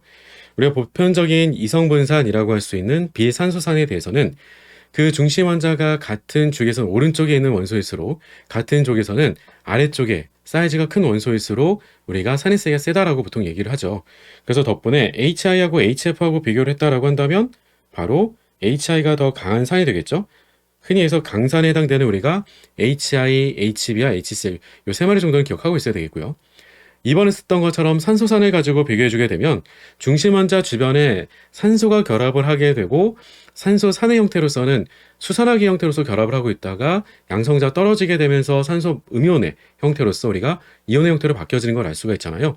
그러다 보니까 기본적으로는 우리가 산소산에 대해서는 어때요? 항상 산소수가 많으면 많을수록, 그리고 산소수가 동일하다라고 했을 때는 중심원자의 바로 어떤 게 중심원자 X라고 한다면 중심원자의 전김성도가 크면 클수록 전자가 골고루 퍼져질 수 있도록 만들어줄 수가 있겠죠. 그러면 안정하더라라고 하는 거니까 그럴수록 우리가 바로 산의 세기가 세다, 즉 산의 상수가 크다 연결할 수가 있겠죠. 따라서 HBrO하고 HClO하고 비교해주게 되면 바로 중심원자 Cl이 누구보다도 중심원자 Br보다도 전김성도가 더 크기 때문에 오른쪽에 있는 HClO가 즉 하이포와 염선이 더 산의 세기가 세다라고 할 수 있는 거니까 2번이 맞다라고 풀어주시면 되고요. 3번에서는 HClO 플러스 옥소늄 이온하고 암모늄 이온하고 서로 비교로 물어보고 있는 건데 이 경우도 마찬가지가 되겠죠. 이성분산, 산소산이 아닌 경우에 우리가 같은 쪽에서 오른쪽에 있을수록 같은 쪽에선 아래쪽에 있을수록 산의 세기가 세다라고 했던 거니까 중심원자를 가지고 결국 생각해보면 산소하고 우리가 질소에 대한 비교였어요. 그러니까 같은 쪽에 오른쪽에 있는 게 바로 산소죠. 따라서 우리가 산의 세기가 더 세다라고 해줄 수가 있겠고 어쨌든 H3O 플러스가 강산의 기준점이 돼주는 거잖아요. 더 세다라고 할 수가 있겠죠. 자, 4번에서는 H2S하고 H2O라고 줬는데 우리가 다음같이 같은 쪽에서 어떻다고요? 같은 쪽에서는 아래쪽에 있는 원소일수록 중심원자가 사이즈가 더 크면 클수록 우리가 산의 세기가 더 세다라고 했던 것이었고 5번에서는 H2SO4하고 H2SO3 황산과 아황산을 가지고 비교한 거죠. 아황산은 산소수가 부족해요. 황산에 비하면. 그래서 산소수가 작을수록 산소산에서는 산소수가 작을수록 산의 세기는 우리가 약하다라고 하는 거니까 5번도 틀린 게 되겠죠. 따라서 9번의 답은 2번이라고 풀어주면 되겠네요. 간단하죠? 자, 이어서 10번 문제도 바로 풀어가 보도록 할게요. 10번 문제 같이 살펴보도록 할게요. 화합물 백금에 암모니아가 2개, 염소가 2개로 결합을 하고 있는 바로 착화물을 나타내주고 있는 거겠죠. 자, 이에 해당되는 녀석은 2가지 기하 이성질체로 존재를 하는데 노란색 이성질체만이 암세포의 성장 및 증식을 억제하는 항암 효과를 나타내주고 있대요. 기하 이성질체는 2가지가 가능하겠죠. 왜냐라고 한다면 다음에 주어져 있었던 우리가 바로 차기온의 화학식을 가지고 착화물의 화학식을 가지고 보게 되면 중심원자는 백금이고요. 백금이 이가 양이온으로서 주어져 있고요. 이가 양이온은 항상 우리가 바로 4배2로 결합을 한다라고 하게 되는 것과 동시에 그 4배2가 어떤 형태를 이루게 되는 거니? 라고 하면 평면사각형 구조를 갖기 때문에 기하성질체만 가능하다라고 했던 거죠. 그러다 보니까 우리한테는 염소끼리가 바로 트랜스로 있을 수도 있겠고 시스로 있을 수도 있는 건데 지금 그림에서는 우리한테는 바로 시스 형태로 있는 것을 보여주고 있는 거겠죠. 그죠? 자, 이에 해당되는 것들을 가지고 어떻게 질문 주고 있는지 같이 살펴보도록 할게요. 물론 위에 있던 화합물은 우리가 흔히 시스플라틴이라고 얘기를 하기도 하죠. 이어 버전은 상자기성을 나타낸다라고 했는데 한 가지 더 같이 묶어서 암기해야 될 부분은 백금의 이가 양이온이 4배이짜리 척화물을 만들고 평면사각형이다라고 하는 것 못지않게 중요한 거잖아요. 그 4배의 평면사각형을 이루게 되면 중심원자는 DsP2 혼성을 이루게 되면서 리간드들과 결합을 하는 것뿐만이 아니라 그 에너지 중위 도표의 결과로서는 어디에 전자가 없는 거니라고 하면 dxy 제곱 빼기 y제곱에는 즉 에너지 중에 가장 높을 수 있는 바로 축상 오비탈에는 전자가 채워지지 않고 나머지만 전자 다 채워지게 되는 거겠죠. d8이. 따라서 덕분에 우리는 반자기성의 척화물을 얻게 된 거다라고 말해줄 수가 있겠지라고 하는 거죠. 오케이? 자, 어려웠던 내용들은 아니었을 것 같아요. 따라서 우리가 상자기성을 나타낸다라고 했기 때문에 기억번 틀렸고요. 니은번에서는 두 기하 구조는 평면사각형이다라고 했던 부분은 이미 뭐 설명을 다 드린 거니까 니은번은 맞다라고 읽어주시면 되겠고 디은번에서는 이 두 이성질체는 물에 대한 용해도가 서로 다르다라고 했는데 당연히 달라야 되겠죠. 왜냐라고 하면 용해도는 차이가 날 텐데요. 용해도는 누가 더 클 거라고 했을 때 시스하고 바로 트랜스에 대한 비교였잖아요. 트랜스보다는 시스가 월등히 더 높겠지라고 하는 거죠. 그래서 덕분에 답은 기억 틀렸고 니은디귿이 맞는 거니까 답은 6번이라고 풀어주시면 되겠네요. 자, 어려웠던 문제들 이것도 아니었겠죠? 자, 10번까지 같이 풀어왔었고요. 이어서 11번 문제부터 또 문제 풀어가 보도록 할게요. 11번 문제 같이 살펴보도록 할게요. 체내에서 O2는 그림과 같이 헤모글로빈의 구성 성분인 햄의 철에 결합되어 각 세포에 전달된다 라고 제시해주고 있어요. 즉 왼쪽의 그림에서는 5배위인 걸 알 수가 있겠죠. 자리가 1배위, 2배위, 3배위, 4배위는 다 결합이 되어 있고요. 이게 햄 구조가 지금 다음과 같이 결합되어 있는 걸 나타내주고 있는 거죠. 그리고 아래쪽에 하나가 5배위로 결합을 하고 있고요. 나머지 위에 한 자리 쪽이 지금 비어 있어요. 그 자리에 산소가 결합이 돼줘서 다음과 같이 산소를 운반하고 전달해준다 라고 얘기해주고 있는 거고요.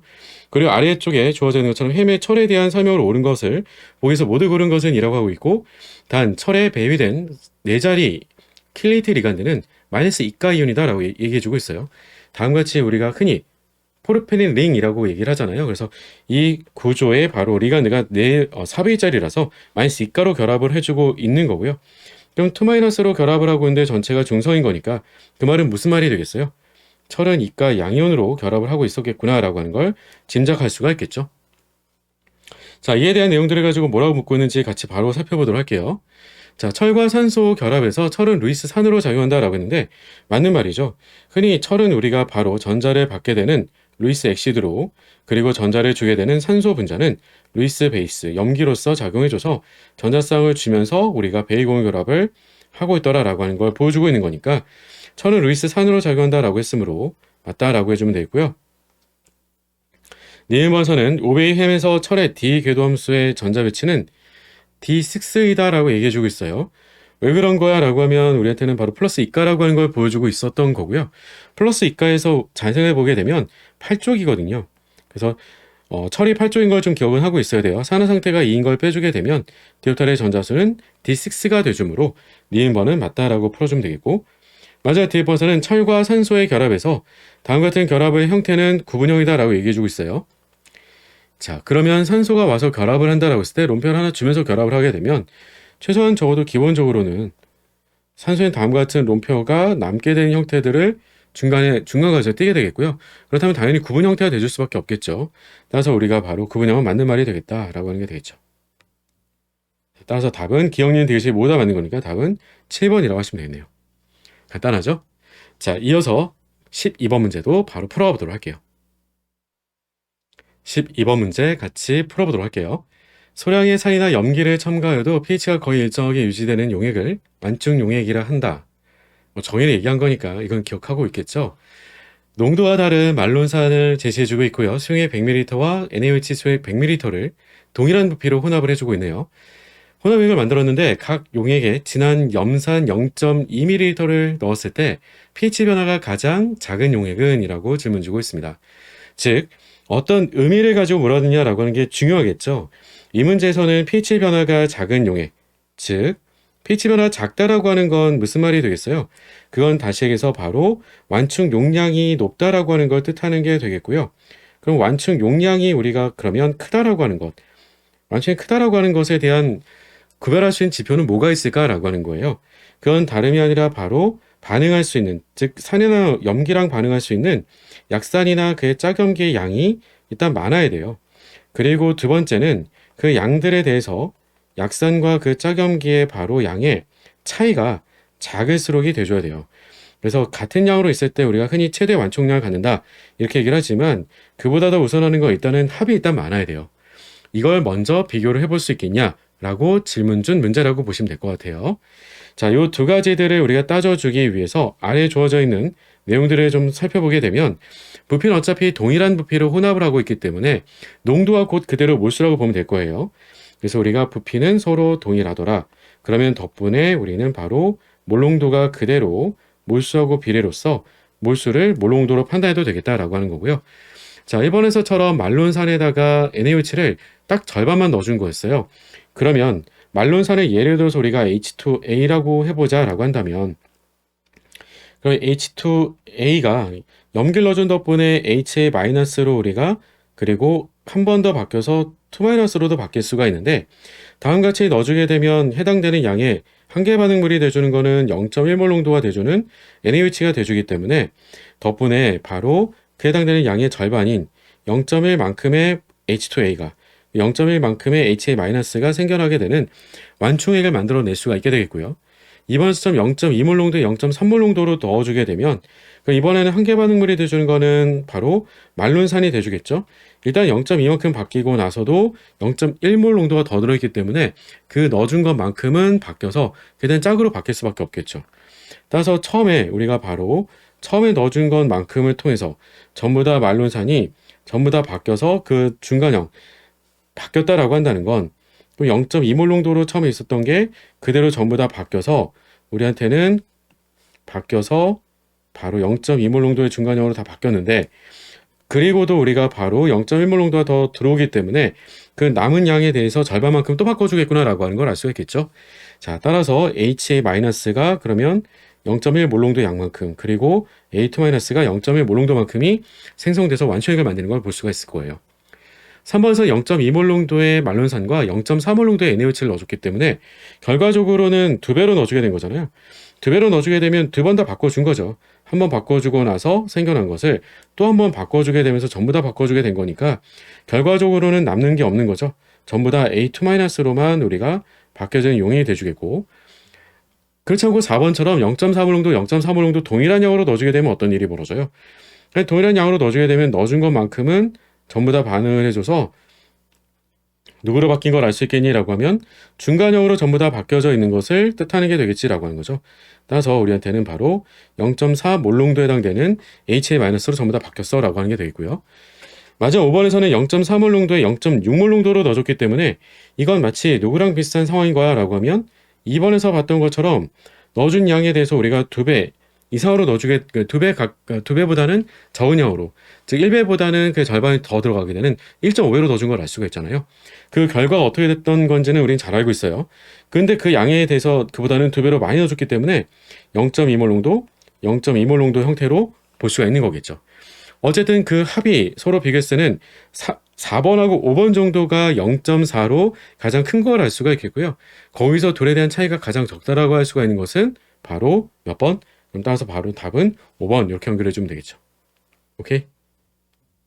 네, 이건 꽤 중요한 내용이 됐던 거니까 문제를 푸는 방법도 다시 한번 잘 숙지를 해두시길 좀 당부를 드려요. 아시겠죠? 자, 12번까지 풀어봤었고요. 우리는 13번 문제로 이어서 문제를 풀어보도록 할게요. 13번 문제 같이 풀어보도록 할게요.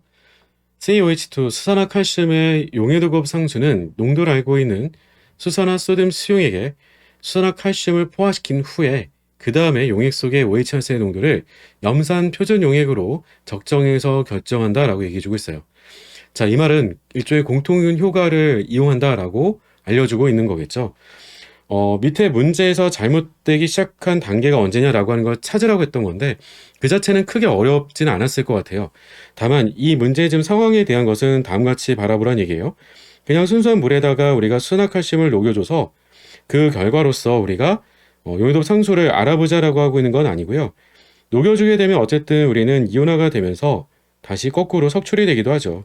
그러면서 바로 칼슘이가 양이온과 우리가 2개 OH- 음이온으로 쪼개져서 평형상태에 도달하기 마련인 건데, 이를테면 농도를 이미 알고 있는 NaOH라고 하는 것을 제한으로 먼저 보여주고 있었기 때문에 그 농도를 A라고 한다면 그러면 그에 대해서 우리가 더 추가적으로 녹아서 나오더라도 크게 바뀌는 건 좀 없잖아요.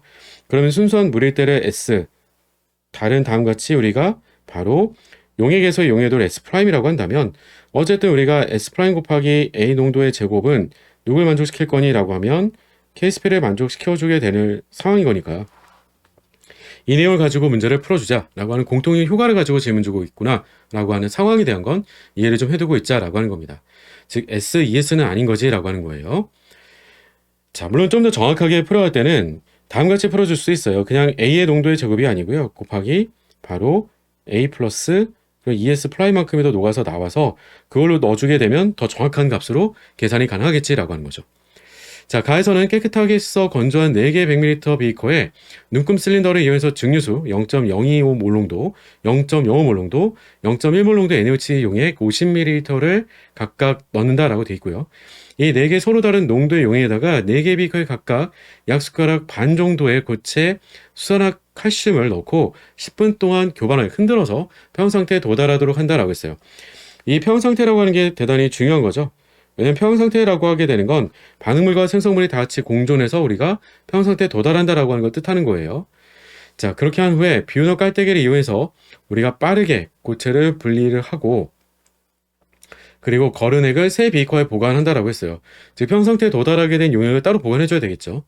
자, 그리고 나서는 비우너 깔때기에 연결됐던 플라스크의 벽에 묻은 용액을 증류소로 세척을 하고 세척을 다시 다해서 보관한 거른 용액과 혼합을 한다라고 돼 있어요. 이건 뭐 아예 말이 안 맞죠. 세척액을 왜 혼합을 하겠어요? 이런 건 아예 말이 안 맞겠고요. 다만 라에서는 우리가 바로 용액은 25ml를 피펫으로 취하여 100ml 삼각 플라스크에 넣고 페놀탈렌 용액 두세 방울을 첨가한 이후에 그러면 여기에는 염기가 충분히 있는 거니까 그럼 그 충분히 들어있는 염기의 양이 얼마나 될지를 0.1몰 농도의 염산을 가지고 우리가 적정한다라고 했어요. 그럼 그 덕분에 우리가 농도를 알 수가 있겠고 그 값들을 집어넣어서 우리는 바로 용해독 상수를 얻어낼 수가 있겠구나라고 하는 거죠. 오케이? 자, 이 정도 내용으로 살펴보면 되겠고요. 그러니까 다시 거래가 합쳐준다. 이건 말이 아예 안 맞는 거니까 평상태 깨질 때 말이 안 맞는 거겠죠. 따라서 답은 4번이라고 풀어주면 될 거예요. 괜찮을까? 괜찮을까? 네, 그래요. 다음 문제 14번 문제 우리 이어서 문제 풀어보도록 할게요. 14번 문제 같이 풀어보도록 할게요. 클라우시우스 클럽페런식을 이용해서 증기압의 온도 전성을 예측할 수 있다라고 되어 있고요. 증기압의 온도 전성을 통해서 우리는 이 식을 통해서 알 수가 있는 중요했던 정보는 바로 기울기가 되겠죠. 더 음의 기울기로 가파르면 가파를수록 어떻더라? 그럴수록 바로 증발열이 크다라고 하는 걸 보여주는 내용인 거죠. 그래서 덕분에 우리는 분자 간 인력을 서로 비교할 수 있겠구나라고 하는 걸 보여주는 그래프가 되겠고요. A서부터 시작해서 B, C, D 순서대로 더 가파르게 기울어져 있기 때문에 분자 간 인력을 비교를 해주게 되면 문제에도 말로 나와 있는 것처럼 물질 A, B, C, D의 증기압을 온도에 따라 나타내 준 거잖아요. 그럼 인력을 비교해 주게 되면 우리가 인력은 누가 제일 클 거니라고 하면 A보다는 B, B보다는 C, C보다는 D로 갈수록 인력이 크구나. 즉 우리한테는 바로 증발열이 가면 갈수록 더 큰 거구나 라고 하는 것들을 바로 기울기를 통해서 알아낼 수 있었지라고 한 겁니다. 자, 이 정도 알고 있다라고 한다면 문제를 푸는 건 전혀 지장이 없을 것 같아요. 자, 아래 선택지를 가서 바로 살펴보도록 할게요. 그 동일한 조건에서 증발 엔탈피가 가장 큰 물질은 A가 아니라 좀 전에도 언급을 드린 것처럼 기울기를 통해서 우리는 바로 D라고 하는 걸 알아낼 수 있게 되겠고요. 니은버섯은 C2H5OH, 에탄올이 되겠죠. 에탄올이 B라고 주어져 있다라고 한다면 그러면 C2H5O, C2H5라고 하는 다이에틸 이서라고 하는 물질은 C 또는 D가 되는 게 가능하겠니? 라고 얘기해주고 있어요. 그런데 이것도 불가능하죠. 왜냐면 B라고 하는 게 만약에 에탄올이라고 주어진다라고 한다면 에탄올은 어떤 게 가능해요? 수결합이 가능하죠. 그렇죠? 수결합이 가능하기 때문에 분자력이 대단히 높을 수밖에 없겠죠. 그런데 그에 비하면 이서는 수결합이 불가능하잖아요. 따라서 우리가 다이에틸 이서 같은 경우라고 한다면 불가능한 거니까. 그러면 이 녀석에 해당되는 그래프는 누가 되겠니라고 하는 건데 그건 C 또는 D가 아니라 바로 A라고 해줘야 되겠지라고 하는 거죠. 자, 마지막 디귿번. 그럼 동일한 조건에서 분자 간 인력이 가장 큰 물질은 D가 되는 게 맞는 거냐? 네, 이미 첫 번째 기억번에 대한 선택지와 디귿번에 해당되는 선택지는 서로 아예 동일한 선택지로 보셔도 되겠죠. 따라서 답은 3번이라고 풀어주면 되겠네요. 너무 쉽죠? 14번의 답은 3번이고요. 이어서 15번 문제도 바로 풀어가 보도록 할게요. 15번 같이 풀어보도록 할게요. 전제 전압은 전극 용액의 조성에 따라 변한다 라고 되어 있고 더블바의 왼쪽에는 아연이 주어져 있고요. 그리고 더블바의 오른쪽에는 구리가 주어져 있는 갈바니 전지를 보여주고 있어요. 전극 용액에 암모니아를 넣으면 각 금속이온은 암모니아가 베이가 된 착화물을 형성을 하게 되며 용액의 pH에 따라 수소이온과 암모니아는 결합하여 암모늄 이온을 형성할 수 있다라고 용액에서 일어날 수 있는 반응에 대한 것들을 제시해주고 있어요. 아래 보니까 착용 형성 상수에 대한 부분들을 로그 스케일로 나타내주고 있기도 하고 그리고 암모늄 이온이 산해리 반응하게 되는 평형상수인 산해리 상수에 대한 부분은 마이너스 로그 스케일인 p 스케일로 같이 나타내주고 있기도 합니다. 이를 통해서 계산하라고 하는 것으로 보여지지 않죠? 8.7, 12.03 혹은 9.24 이건 우리가 어떤 변화가 일어날지 예측해보라는 정도가 되는 거지 계산은 아닐 거예요. 자, 아래쪽에는 어떤 질문들을 주고 있는지 하나씩 한번 살펴보도록 할게요. 환원전극에 고체 NaCl을 넣어도 전압은 변하지 않는다라고 제시를 해주고 있어요. 더블바를 기준으로 우리가 왼쪽과 오른쪽으로 구별해서 읽어주는 건데 더블바의 왼쪽이 우리가 바로 흔히 얘기해서 산화전극이 되겠죠. 그리고 더블바의 오른쪽은 우리가 흔히 환원전극이다 라고 하는 걸 뜻하는 게 될 거예요. 물론 여기서는 명확하게 먼저 제시를 해주지 않았지만 우리가 대략 이 정도는 알고 있어요. 물론 명확하게 항상 약속으로 정해져 있는 부분은 더블 바를 중심으로 왼쪽에서 오른쪽으로 전자는 무조건 이동한다는 거예요. 이게 자발이든 비자발이든 그건 무관하게 무조건 우리가 약속대로 그려준 건데, 이 전지에서 우리가 딱히 갈발전지라는 말이 없었지만 우리가 짐작컨대 바로 왼쪽은 산화전극으로의 아연, 그리고 오른쪽은 자발적으로 전자를 뺏어서 이동시켜주는 구리전극으로. 자, 1번처럼 환원전극이 오른쪽에 구리인데요. 여기에 Cl-가 들어가면 전압이 바뀌지 않느냐라고 하는 걸 제시해 준 거예요. 바뀌지 않은 게 맞겠죠. 왜냐라고 하냐면 바로 우리가 Cl-하고 구리가 양이온이 만나서 뭔가 특별하게 반응을 할 거니 라고 하는 건데요. 만나면 덕분에 금속과 비금속이 만난 거니까 CuCl2 수행성을 만들 수는 있어도 우리가 고체상으로는 침전이 일어나는 일은 없겠구나 라고 하는 걸 뜻하는 거예요. 그러니까 덕분에 우리가 농도의 변화가 없는 거니까 적어도 1번에서는 맞다라고 봐줄 수가 있겠지라고 하는 거죠. 2번에서는 환원전극에 암모니아를 넣으면 전압은 감소가 되는 거니? 라고 얘기해주고 있어요. 암모니아가 들어가면 어떤 일이 벌어질까요? 그러면 구리하고 반응 시에도 있었던 거지만 암모니아는 4개 암모니아가 만나서 착화물을 만든 건 착까지만 쓸게요. 착화물을 만들어요. 굉장히 잘 가죠? 왜냐면 이때 바로 우리가 착윤 형성 상소라고 하는 값이 굉장히 큰 걸 알 수가 있어요. 어마어마하게 정발이 잘 가게 되는 거죠. 착화물을 만드는 데 있어서는. 그럼 잘 가다 보니까 어때요? 우리한테 필요했던 부분은 바로 2번에서 생각해 보게 되면 반응물이 돼주는 구리가 양윤에 해당되는 농도라고 하는 것은 그만큼 줄어들 수밖에 없어요. 자, 그러면 전지 반응에 대해서를 가지고 생각해 봤을 때는 구리가 양의 농도가 줄기 때문에 그 말은 곧 바로 이 산화하는 반응에 해당되는 반응지수 Q값은 바로 반응물이 감소돼줌으로 커지게 되는 걸 뜻하게 되겠고요. 덕분에 우리는 바로 옆반응 우세가 돼주겠죠. 현재 정반응보다는 옆반응이 더 우세하게 일어나기 때문에 정반응이 우세하게 진행되는 정도가 떨어질 수밖에 없겠다라고 하는 거죠. 그러다 보니까 그 말은 곧 다시 여기서 전지전입 값이 감소가 되겠구나라고 하는 것으로 해석이 가능한 거죠. 따라서 2번은 맞다라고 해주면 되겠고요. 3번과 4번 연결해가지고 그대로 쭉 같이 보면서 문제를 풀어가 보도록 할게요. 자, 3번에서는 산화전극에 암모니아를 넣은 후 그리고 염산을 넣으면 이렇게 얘기해주고 있어요. 그럼 암모니아를 넣은 후에 일어났던 변화는 어떻게 연결해주고 있어? 라고 하면 넣은 후에는 증가를 했대요, 전압이. 그리고 다시 염산을 넣게 되면 어떤 일이 벌어진 거니? 라고 하면 염산을 넣어준 덕분에 바로 전압은 감소가 됐다라고 제안을 해주고 있어요. 그러니까 이 말이 맞는지를 순서대로 따져주기만 하면 되겠죠. 일단 암모니아를 넣어주게 되면 어떤 일이 벌어질까라고 하는 건 위에서 봤던 것처럼 구리가 됐건 혹은 아연이 됐건 둘 모두가 다 착화물은 아주 잘 만든다라고 되어 있었어요. 그러니까 우리한테는 마찬가지로 아연을 가지고 넣어주게 됐건 마찬가지로 그만큼 착화물을 잘 만든다가 되겠죠.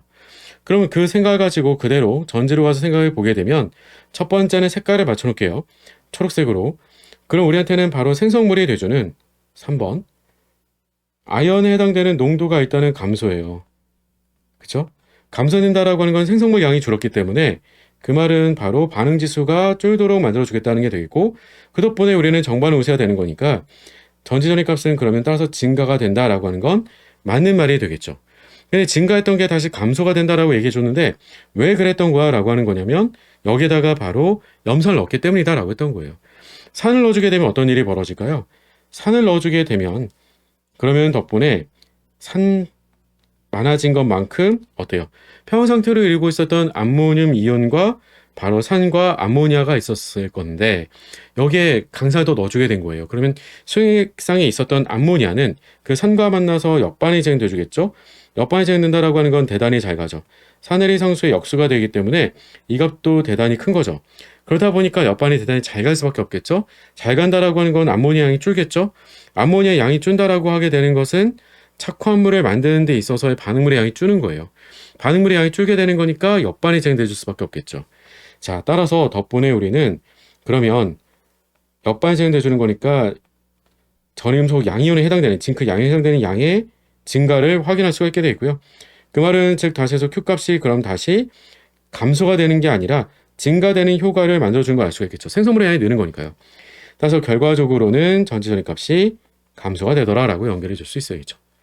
그러니까 일종의 레넌스식 적용하는 거랑 완전히 똑같다라고 하는 방식을 보여주고 있어요. 4번에서는 동일한 전극에 동일한 부피의 암모니아를 미량으로 넣어도 라고 얘기해주고 있고요. 비슷한 표현이 5번에서는 과량으로 넣어주면 이라고 얘기해주고 있어요. 사실 암모니아를 넣어주게 되면 위에서 이미 같이 확인했던 것처럼 둘 다 착용을 만드는 거는 맞아요. 그런데 미량으로 넣어주게 되면 그 암모니아가 누구로 작용하겠니? 라고 하면 암모니아가 한계 반응물이에요. 그죠? 하지만 암모니아를 과량으로 넣어주게 되면 구리하고 징크가 한계 반응물이에요. 그럼 모두가 다 소진되도록 만들어주는 것과 암모니아만 한계 반응물로 소진되는 걸 가지고 비교해주게 되면 암모니아가 들어와서 반응하게 되면서 줄게 되는 양은 양쪽이 다 똑같아요. 정반응감수 양쪽 관계로 보게 되면 같은 부피에 같은 농도로 들어있기 때문에 똑같은 양이 줄어들 수밖에 없어요. 그 말은 즉 다시 해서 덕분에 우리가 바로 Q값의 변화는 없다는 거죠. 반응지수 변화가 없어요. 줄는 건 분명히 맞지만 분모분자가 전부 다 바뀌었기 때문에 Q값 변화가 없어요. 따라서 전지적인 값은 변하지 않는다는 맞는 말이 되겠죠. 자, 그런데 그에 반해서 밑에서처럼 5번처럼 과량으로 넣어주게 되면 구리하고 징크이과 양이온은 일단 정반응이 진행되면서 거의 다 사라진다라고 보면 돼요. 그리고 다시 역반응 일부 진행돼줘서 일부가 거꾸로 생성된다라고 생각해 보게 되면 그럼 어느 쪽의 농도가 좀 더 높을까라고 하는 건 착용 형성상수를 가지고 봤을 때 착용 형성상수가 어느 쪽이 더 큰가라고 하면 구리 쪽이 바로 징크 쪽보다도 더 커요. 그만큼 더 착화물을 더 잘 만든다는 거예요. 옆반응으로 구리가 양이온이 일부가 다시 쪼개져서 나온다라고 하더라도 거의 나올 일이 없다는 거죠. 그러다 보니까 농도가 상대적으로 높게 존재를 하게 되는 건 바로 징크이과 양의 농도가 더 높게 존재할 수밖에 없더라라고 하는 거죠. 따라서 덕분에 이 부분은 굉장히 중요한 걸 시사하게 되겠죠. 왜냐면 우리한테는 다음같이 징크이과 양이온이 더 농도가 높고 구리가 농도가 더 작도록 만들어주게 된다라고 했던 이 농도들에 대한 정보들은 구리는 반응물로 사용이 돼주고 징크는 생성물로 사용이 돼주는 반응지수를 생각을 해보게 되면 그럼 덕분에 우리가 바로 Q값이 증가된 효과를 만들어주겠지라고 하는 거죠. 그럼 증가된 효과라고 하는 것은 뭐가 되겠어요? 그러면 바로 전지전이값은 감소가 더 되겠구나라고 하는 것으로 말해줄 수 있어야 되겠죠. 오케이? 자, 따라서 15번의 답은 우리가 5번이야 라고 풀어줄 수가 있겠고요. 마지막에 해당되는 내용들도 마찬가지지만 여러분들이 어떤 계산이나 이런 것들을 가지고 문제를 풀자라고 하는 게 절대 아니다라고 하는 거예요. 꼼꼼하게 여러분들이 하나하나씩 비교만 해준다면 답을 손쉽게 뽑아낼 수 있을 거다라고 하는 겁니다. 아시겠죠? 15번의 답은 5번이었었고요. 이어서 16번 문제 풀어보도록 할게요. 16번 문제 같이 살펴보도록 할게요. 엔탈피 변화로 반응의 자발성을 예측하기 위해서 일정하게 유지되어야 할 열 역학 변수를 보기에서 모두 고른 것은 이라고 되어 있어요. 자, 엔탈피 변화로 반응의 자발성 예측하고 싶대요. 반응의 자발성 예측은 델타 G로 판단하는 거다라고 했던 거죠. 그리고 델타 H 엔탈피 변화로 판단하고 싶다라고 얘기해주고 있었어요. 정의는 마이너스 T 델타 S까지가 정의가 되겠죠. 하지만 우리가 엔탈피 변화로 판단해 주려고 한다면 일단 기본적으로는 압력 일정한 조건이 필요해요. 그래야지 우리는 바로 델타 H라고 하는 개 에너지 변화를 판단해 줄 수가 있게 되겠고 이것만으로 자발성 여부를 판단하고 싶다라고 했던 거니까 이 뒤쪽에 해당되는 항, 즉 T 델타 S에 해당되는 부분은 0이 돼주는 조건이 필요하겠지라고 하는 거죠. 이걸 엔트로피 변화가 있다 없다 이런 것으로 연결을 해 가야 되는 거지 여기다가 온도 변화가 있다 없다 이렇게 연결하는 건 안 되겠다라고 하는 거예요. 그래서 변화가 없다, 즉 일정하다라고 하는 건 이 변화에 대한 엔트로피는 일정하더라. 주어진 엔트로피에서 라고 하는 걸 가지고 풀어가야 되는 거니까 압력 일정한 조건과 엔트로피가 일정한 조건을 찾아줘야 되겠지라고 하는 거죠. 따라서 답은 2번이라고 하시면 되겠네요. 개념만 정확하게 알고 있다면 이런 문제들은 굉장히 반겨야 될 문제가 되겠죠. 절대로 실수하셔가지고 압력과 온도라고 하게 되는 선택지를 골라내시는 건 안 되겠다라고 하는 겁니다. 아시겠죠? 자, 따라서 16번의 답은 2번이라고 풀으시면 되겠고요. 우리는 17번 문제로 넘어가 보도록 할게요. 17번 문제 같이 풀어보도록 하죠. 500도씨에서 다음 기체 반응에 대한 실험을 수행했다. A하고 B가 반응해서 두 개 C가 되는 반응을 보여주고 있고요. 그래프가는 B의 초기 농도가 A 초기 농도보다 과량인 조건에서 A의 농도하고 시간사의 관계를 나타내준 그래프, 그리고 나는 A 초기 농도가 B의 초기 농도보다 반대로 과량으로 주어진 조건에서 B의 농도분의 1과 시간 사이의 관계를 나타낸 것이다 라고 제시해주고 있어요. 자, 이 문제는 바로 유사반응 속도식에 해당되는 문제가 되겠고요. 과량이다라고 했을 때 조건이 중요한 거죠. 과량은 곧 농도가 일정하기 때문에 크게 변화가 없다라고 하는 거예요. 너무 많아서. 소량인 것보다는. 그러다 보니까 과량은 우리가 상수 취급을 할 수 있겠구나 라고 하는 게 중요했었고요. 반대로 A의 농도가 많으면 A를 우리가 상수 취급해 줄 수 있는 게 오른쪽의 그래프가 되겠죠.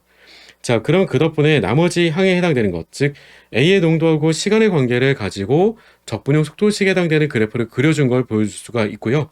따라서 다음과 같이 A하고 시간의 관계를 가지고 봤더니 A의 농도가 Y축에 해당되는 걸 등간격으로 나눠진 걸 통해서 보게 되면, 그러면 그 농도값이 밀리몰 농도 단위로 있으니까 어쨌든 0.8 밀리몰 농도로부터 등간격으로 보니까 0.4 밀리몰 농도, 그리고 0.2 밀리몰 농도로 농도가 계속 절반으로 줄 때 걸리는 시간이 계속 1분씩 일정하게 걸리고 있는 것을 볼 수가 있는 거죠. 그 말은 즉 다시 해서 우리가 반감기가 일정하구나 라고 하는 걸 통해서 차수를 알아낼 수가 있겠지라고 하는 거죠. 따라서 우리는 덕분에 A에 해당되는 건 차수가 1차구나 라고 하는 걸 알 수가 있게 되겠고요. B에 대해서는 아직은 모르게 되겠죠. B의 농도를 뭐 바꿔가면서 실험하는 건 아니기 때문에. 하지만 오른쪽의 B에서는 반대로 A를 상수 취급할 수 있는 A의 농도가 과량인 조건에서 보게 되면, 그러면 시간과 농도의 역수의 관계가 바로 직선의 기울기 관계다라고 하는 것으로 그래프가 주어져 있다는 거예요. 이건 암기를 좀 하고 있어야 되는 거잖아요. 바로 직선의 우리가 바로 비례관계다라고 하는 것은 다름이 아니라 우리한테는 따라서 바로 차수가 2차인 거구나라고 하는 것을 보여주고 있는 거죠. 자, 이에 대한 내용들 가지고 어떻게 질문 주고 있는지 질문에 가서 맞게 문제를 풀어보자라고 하는 거예요. 자, 실험 결과를 설명한 것을 옳지 않은 것은 이라고 되어 있었는데요. 1번에서는 속도 법칙은 A에 대해서는 1차, B에 대해서는 몇 차? 라고 한 건데, A에 대해서는 왼쪽에서 우리가 1차, B에 대해서는 오른쪽 2차였기 때문에 답은 벌써 1번 이렇게 나올 수밖에 없는 거겠죠. 옳지 않은 거니까. 2번 다시 한번 묻고 있어요. A에 대해서는 1차인 게 맞느냐? 맞는 말이고, 3번은 B의 반감기는 B의 농도에 반비례가 되는 게 맞느냐? 2차니까. 따라서 우리가 2차에 해당되는 반감기 공식을 떠올려보자라고 한다면 다음과 같이 쓸 수 있어야 되겠죠. 적어도 우리가 바로 속도상수분의 1 무조건 똑같이 다 들어가고요. 그리고 초기 농도분의 1이야라고 제안을 했던 거지만 그 B의 초기 농도가 아니라 실제로 들어가야 되는 건 A의 초기 농도가 들어가야 되겠구나라고 하는 것이고, 네, 이렇게 우리가 바로 K 플라임으로 K2로 구별을 하려고 하다가 그냥 K 플라임으로 구별해서 쓸 수 있어야 되겠죠. 무슨 말이야 라고 하면 유사반응 속도식이기 때문에 속도상수, B에 해당되는 소모속도 상수에다가 바로 A의 초기 농도의 1차라고 하는 것을 상수로 묶어서 곱으로 넣어줘야 되겠지라고 하는 거죠. 오케이? 자, 어쨌든 우리는 바로 B의 초기 농도에는 반비례가 된다라고 하는 것을 금방 알 수가 있겠지라고 하는 거죠. 제가 뭐라고 썼나요? 제가 쓰면서 엉뚱한 써놨네요. 그쵸? 예, 뒤쪽에 해당되는 건 바로 우리가 B에 해당되는 것, 그대로 초기 농도에 반비례가 되는 건 맞는 말이 되겠고, 예, 속도 상수에다가 바로 A의 초기 농도가 들어가야 되겠죠? 자, 그 다음 4번에서는 반응이 진행됨에 따라서 반응 속도가 느려진다라고 하는 건 당연할 거예요. 왜냐면 각각 해당되는 반응물의 농도들이 계속 줄기 때문에 그런 거잖아요. 그 속도는 당연히 줄 수밖에 없겠죠. 5번에서는 그래프 나의 기울기로부터 속도 상수 K를 구할 수 있다라고 되어 있는데요. 이것도 뭐 구할 수는 있는 건데 그 값이 얼마다 이렇게 얘기한 건 따로 아니었던 거죠. 어쨌든 우리가 바로 기울기로부터 구할 수 있게 된다라고 하는 것 기억해두고 있자라고 하는 거 그대로 묻고 있었던 거니까 5번은 그냥 밑줄 긋고 맞지라고 읽어만 주시면 그만이겠죠. 그래서 답은 1번이라고 풀어주시면 되겠네요. 어렵지 않죠? 자, 18번 문제 이어서 풀어보도록 할게요. 18번 문제 같이 풀어보도록 할게요. 표는 반응 2개의 Q3 기체상이 3개의 Q2 기체상으로 일어나게 되는 반응의 메커니즘과 각 단계의 활성 에너지를 나타내는 것이다 라고 주어져 있어요.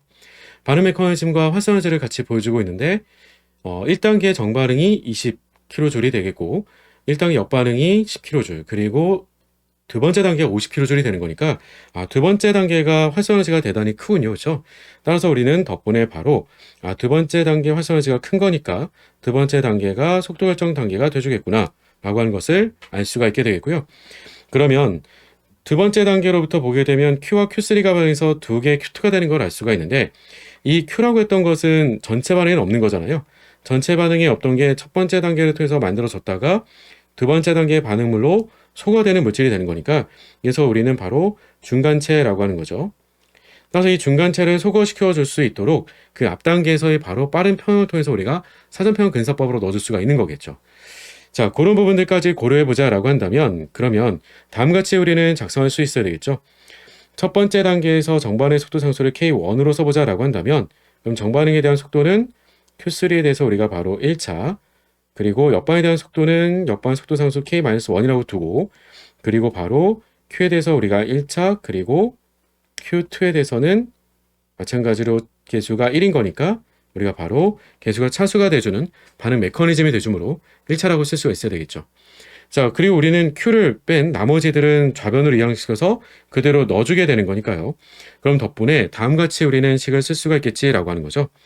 따라서 전체 반응에 대해서 속도식으로 써보자라고 한다면 그럼 속도상수 K 곱하기 다음같이 써야 되겠지라고 하는 거죠.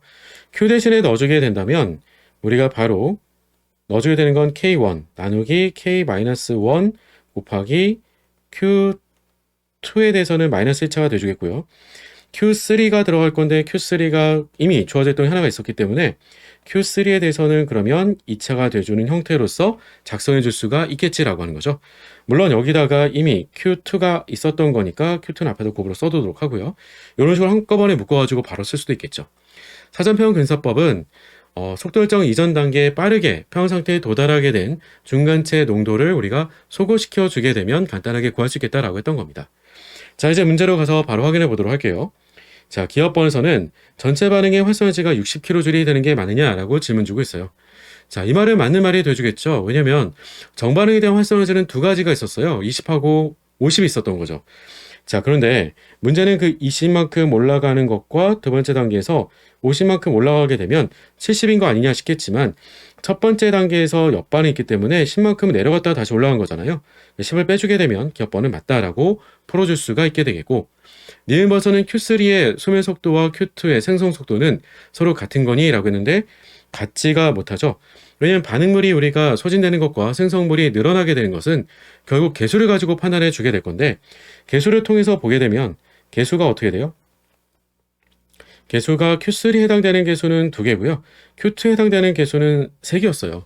그러니까 우리가 반응물이 돼주는 게 바로 Q3였었고 생성물이 되는 게 Q2가 돼주기 때문에 Q2가 생성되는 건 반응물이었던 Q3가 2개씩 줄 때마다 같은 시간에 3개씩 늘어나게 돼요. 그러니까 속도가 더 빠르게 되는 거겠죠. 따라서 우리가 바로 속도가 같다가 아니라 상대적으로 속도가 더 크다라고 해줘야 되겠다. 대번서는 그러면 Q3의 압력을 2배로 증가시켜 준다면 반응 속도는 2배가 빨라지는 게 맞느냐라고 한 건데, 이미 앞서처럼 우리가 바로 반응 메커니즘을 통해서 다음같이 속도 일정 단계를 찾아주고 그리고 차수도 결정지어 주게 된다면 간단하게 우리가 문제를 풀어갈 수 있겠지라고 하는 거죠. 따라서 덕분에 압력을 2배로 증가시켜 준다면 2차였으니까요. 2차였으니까 우리는 바로 속도가 2배 증가되는 게 아니라 바로 2의 제곱배, 4배가 빨라진다라고 해줬어야 되겠죠. 따라서 뒤에 번도 틀렸다라고 풀어줘야 되겠고, 마지막 리을번, 그러면 온도를 올리면 단계 1의 반응 속도는 옆반응의 속도보다 더 빠르게 증가를 하는 게 맞느냐라고 질문 주고 있어요. 첫 번째 단계의 반응 속도는 옆반응의 반응 속도보다 빠르게 증가하느냐. 무슨 말일까요? 자, 우리가 알고 있는 대로 RNC 식을 통해서 기억을 해보게 되면 활성 에너지가 크면 클수록 우리는 온도에 따른 속도 상수의 변화량이 아닌 변화 비율이라고 얘기했었죠. 비율이 더 크다라고 얘기했었어요. 그러니까 지금 보게 되면 단계 1에서를 가져봤을 때 정반응에 대한 속도가 옆반응에 해당되는 속도보다도 활성화제가 더 크거든요.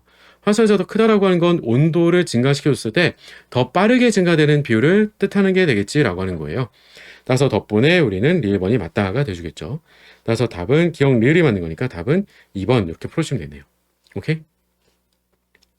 자, 18번 문제까지 같이 풀어봤었고요. 마지막 선택지 같은 경우는 RNUC 식을 직접 여러분들이 그려가지고 문제를 푸실 이유는 전혀 없겠다라고 하는 겁니다. 기본적인 식의 모양만 기억을 해두고 계시면 되겠고, 그래프 모양만 기억을 해두고 있으면 충분할 거예요. 자, 뒤에 이어서 19번 문제도 바로 풀어가 보도록 할게요. 19번 문제 같이 풀어보도록 할게요. 자동차에서 배출된 NO는 대기 중에 산소와 반응하여 산성비 및 광화학 스모그를 유발하는 NO2로 변한다라고 주어져 있어요.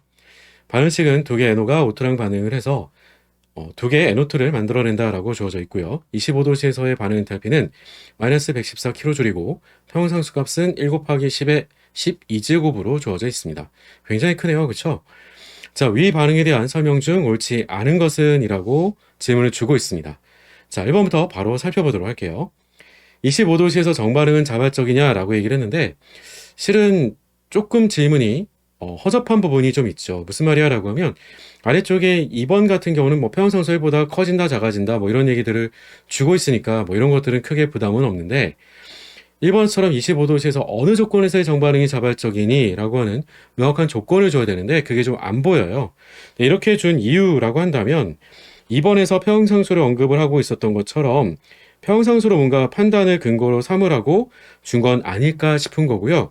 그렇게 보자라고 한다면 그럴 때는 표준 조건일 때를 가지고 물어봐야지 답을 해주는 게 가능해져요. 그래서 아마도 표준 조건에서 정반응이 자발적인지를 묻고 있구나라고 하는 의도로 보여지고요.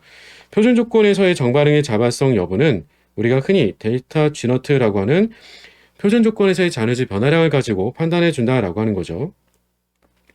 따라서 우리가 델타 G너트를 가지고 평형상수하고 어떤 관계가 있기 때문에 그러니 라고 하면 마이너스 RT, ln 평형상수 K로 연결할 수가 있기 때문인 거고요. 다음과 같이 평형상수가 1보다 크다 보니까 어때요? 1보다 크다라고 하는 건 당연히 델타 G 너트가 0보다 작다라고 하는 걸 뜻하는 거고요. 그 덕분에 정반응은 자발적이다라고 말해줄 수가 있게 되겠죠. 이번 선은 그럼 온도를 올려주게 된다면 평형상수는 1보다 작아질 수 있느냐? 라고 했을 때 일단은 먼저 판단해 줘야 되는 건 온도를 올려주게 되면 그러면 평형상수는 작아지는 건 가능하겠니? 라고 했을 때 그건 정반응에 해당되는 반응 엔탈피가 음수인 발열 반응인 거니까 이건 충분히 가능하죠. 자, 그런데 그 결과로 1보다도 그럼 더 작아지는 것까지도 가능하겠냐? 이걸 판단해 보라는 의미로 보여지고요. 그건 다름이 아니라 누굴 알고 있어야지 문제를 풀겠니? 라고 하면 바로 반응 엔트로피 변화량입니다. 그런데 그건 변화량을 직접 계산하자는 게 아니고요. 기체상의 개수 변화를 가지고 보게 되면 입자수가 감소가 되는 반응이에요. 이 말은 곧 바로 우리가 정반에 해당되는 엔트로피 변화라고 하는 건 0보다 작은 음수값이라는 거죠. 둘 다 0보다 작은 음수값을, 즉 델타 H노트나 델타 S노트나 둘 다 0보다 작은 음수값을 갖고 있다라고 한다는 사실은 어떤 걸 뜻하겠니? 라고 했을 때 간단하게 그래프의 모양을 가지고 보여드려 보자라고 한다면 평형상수의 온도 전세에 해당되는 그래프를 얘기하는 거예요. 그래서 여러분들이 그 그래프에 해당되는 거를 뭐 그려가지고 문제를 풀 일은 아니겠지만 식에다 꼭 넣어가지고 여러분들이 문제를 풀어야 될 이유는 없기 때문에 그래프의 모양만 간단하게 기억을 해두고 있다면 충분히 답을 낼 수 있지 않을까 싶은 거예요.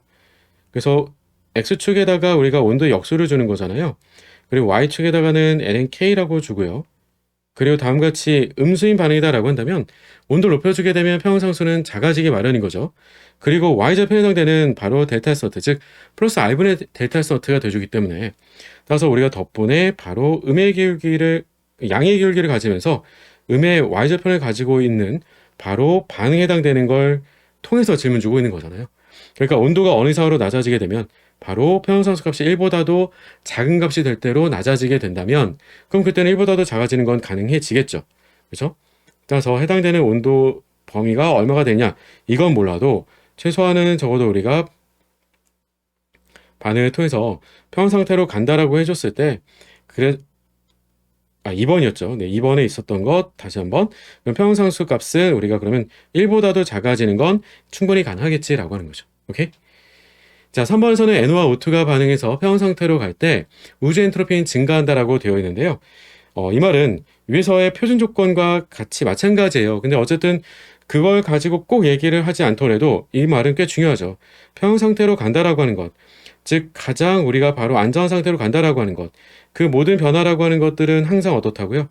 그렇죠. 우주 엔트로피를 증가시키는 방향으로 변화가 생기기 마련이라고요. 그러니까 이건 항상 변화가 생기는 건 우주 엔트로피를 증가시키는 방향으로 변화가 생기는 거다. 꼭 기억해 두시길 당부드리고요. 4번선은 평형 혼합물에 우리가 바로 알곤을 넣어주게 되면 NO2의 부분 함량 증가가 되는 거니? 라고 했는데 얼핏 보면 그럴 것 같지만 그럴 수가 없어요. 왜냐하면 일정 부피 조건에서 제시를 해주고 있고요. 온도가 고정된 조건에서 얘기를 해주고 있기 때문에 우리가 알곤 기체를 넣었다라고 해서 평형 이동의 변화가 생긴 일은 아예 없어요. 그러니까 부분 압력은 바뀌는 게 없겠구나 라고 해줄 수가 있겠죠. 그래서 여러분들이 답을 찾아가실 때도요. 어렵게 찾아가는 게 아니라 조건을 꼼꼼하게 체크만 해준다라고 한다면 그러면 부분 압력은 증가도 감소도 아니고 그대로다라고 충분히 대답을 해줄 수 있겠다라고 하는 겁니다. 그러니까 일정 부피 조건에서는 첨가된 기체에 해당되는 것만큼만 분압이 증가되겠지라고 봐주시면 그만이겠죠. 마지막 5번 25도씨에서 2기압의 NO와 1기압의 O2를 반응해서 평형상태에 도달한다 라고 한다면 그때 NO의 부분 압력은 얼마나 되겠니? 라고 한 건데 평형상수 값을 줬으니까 계산을 직접 해볼 수도 있는 거 아니냐 라고 제안을 해주고 있는 거고요. 다만 정반응이 대단히 진행이 잘 되고 여기서도 부피에 대한 조건이 없는 것처럼 보여지지만 4번에서 또 일정 부피라고 얘기해주고 있었던 거니까 그 조건 그대로를 가지고 문제를 푼다라고 받으시면 될 것 같아요. 그러면 이 말은 2기압과 1기압의 반응물이 있었지만 일정 부피 조건에서 2기압과 1기압이 있었지만 그건 정반응이 워낙 잘 진행되기 때문에 평형상태에 도달하게 되면 계수비대로 거의 다 진행돼줘서 우리가 NO2가 거의 2기압만큼 생겨나게 되고 X만큼 남았고 2X만큼 남았다라고 하는 것으로 풀어갈 수가 있겠지라고 하는 거예요. 자, 그러면 평형상수식에다 넣어주게 되면 다음과 같이 쓸 수가 있겠죠? 2x의 전체 제곱 곱하기 x분의 생성물에 해당되는 건 2의 제곱이죠. 위아래 우리가 2의 제곱씩은 서로가 다 지워지면 그만이겠고요. x 세제곱분의 1이 곧 바로 1 곱하기 10의 12제곱분의 12제곱이에요. 그럼 따라서 우리는 x값을 계산해 줄 수가 있겠죠. 따라서 5번에서 얘기했던 것처럼 x값은 얼마가 될 거니라고 하면 x의 세제곱이 10의 마이너스 12제곱이 돼주는 거라서 1 곱하기 10의 마이너스 4제곱에 해당되는 압력으로 x값을 구할 수가 있게 되겠고요. 이에 대해서 질문 줬던 건 NO였어요. 즉 O2라고 한다면 x만큼으로 얘기해주면 되겠지만 우리가 NO라고 한다면 2x가 돼주기 때문에 2배가 돼줘야 되겠죠. 따라서 바로 2 곱하기 10의 마이너스 4제곱 압력이 되더라라고 하는 거죠. 그래서 우리가 바로 5번은 맞다라고 풀어주면 될 거예요. 자, 문제를 풀어가 보게 되면 사실 기본적인 개념만 잘 알고 있다라고 한다면 충분히 쉽게 문제를 풀 수 있도록 출제해주고 있고요. 나머지 내용들은 뭐 그닥 그렇게 어려웠던 계산들도 별로 없었던 것으로 보여져요. 자, 따라서 19번의 답은 4번이라고 풀어주시면 되겠고요. 이제 우리는 마지막 20번 문제로 넘어가 보도록 할게요. 20번 문제 같이 풀어보도록 할게요. 화학적 산소 요구량은 아래와 같은 실험 과정을 걸쳐서 결정한다라고 되어 있고요. 각 단 실험 과정에서 주어진 반응식은 완결되어 있지 않다라고 제시해주고 있어요. 실험 과정에서는 오염된 물에 알고 있는 양의 Cr272-라고 하게 되는 중크롬산 크롬을 우리가 바로 넣어주고 있고요. 그리고 오염물질을 산화시킨다라고 제시해주고 있어요. 그러면 오염물질은 산화가 되고 덕분에 바로 우리가 중크롬산 이온은 다음과 같이 크롬 3가 양이온으로 환원되는 걸 보여주고 있어요. 나에서는 반응하고 남은 중크롬산 이온에 대해서 처이가 양이온을 가지고 산화하는 적정을 해서 오염물질과 반응한 Cr272-의 양을 결정하겠다라고 제시해주고 있어요. 즉 반응하고 남은 잔여량에 대한 것을 측정하겠다라고 하는 걸 제안해주고 있는 거죠. 그렇게 되면 다에서는 반응물질과 반응한 Cr2O72-에 대한 양을 산소의 질량으로 환산시켜줄 수가 있게 되겠고 양적 관계로 바꿔서 보는 거니까요. 그럼 그 결과로서 우리가 어떤 것도 얻어낼 수 있겠니라고 하면 그 오염물에 포함되어 있던 산소의 질량의 비를 ppm 단위로 표시할 수 있겠다라고 제안해주고 있어요. 자, 그럼 측정했던 결과의 양들도 좀 알고 있어야 되겠죠. 오염된 물 1리터를 우리가 측정하기 위해서는 Cr2O72- 중크롬산 이온을 0.024몰을 넣고 오염물을 산화를 시켰다라고 얘기해주고 있어요. 그리고 잔여량이 돼주는 남은 중크롬산 이온에 대해서는 그 양을 환원시켜주기 위해서 0.12몰의 처이가 양이온이 소비가 됐대요. 자, 위의 반응식을 바로 우리가 확인해서 볼 수가 있잖아요. 자, 보게 되면 좀 전에 언급했던 내용을 통해서 보게 됐을 때 우리는 남아있던 양을 X라고 한다라고 한다면 그럼 그 X에 해당되는 양을 전부 다 소진시켜주기 위해서는 6X만큼 해당되는 양이 필요했어요. 근데 그 6X에 해당되는 양이 얼마였니라고 했냐면 바로 0.12몰이라고 얘기한 거예요. 그러면 여기서 X값은 일단 바로 나오죠. 잔여량이었던 우리가 바로 X에 해당되는 양은 잔여 X는 얼마였니라고 하면 6으로 나눠준 거니까 0.02몰이 돼주겠죠. 즉 이 말은 우리한테 어떤 의미가 되겠어요? 원래 넣어줬던 우리가 바로 Cr2O72-에 해당되는 양이 원래 얼마 넣어줬기 때문에 0.024몰로 넣어줬기 때문에 그 차이값만큼으로 우리가 그러면 오염물질을 산화시키는데 사용된 바로 중크롬산 이온에 해당되는 양이 0.004몰이다라고 하는 걸 알 수 있겠지라고 하는 거죠. 따라서 우리가 바로 오염물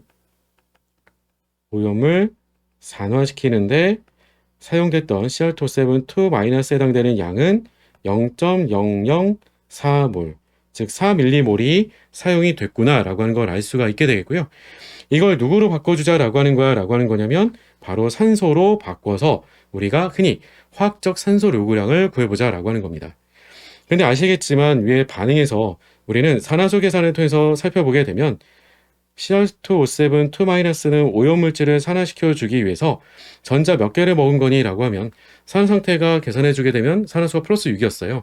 그리고 결과적으로는 우리는 크롬 3가 양이온이 돼주면서 두 개 크롬 3가 양이온 돼주면서 산화 상태는 3만큼 감소했죠. 근데 그런 크롬이 두 개였기 때문에 6전자 반응이었어요.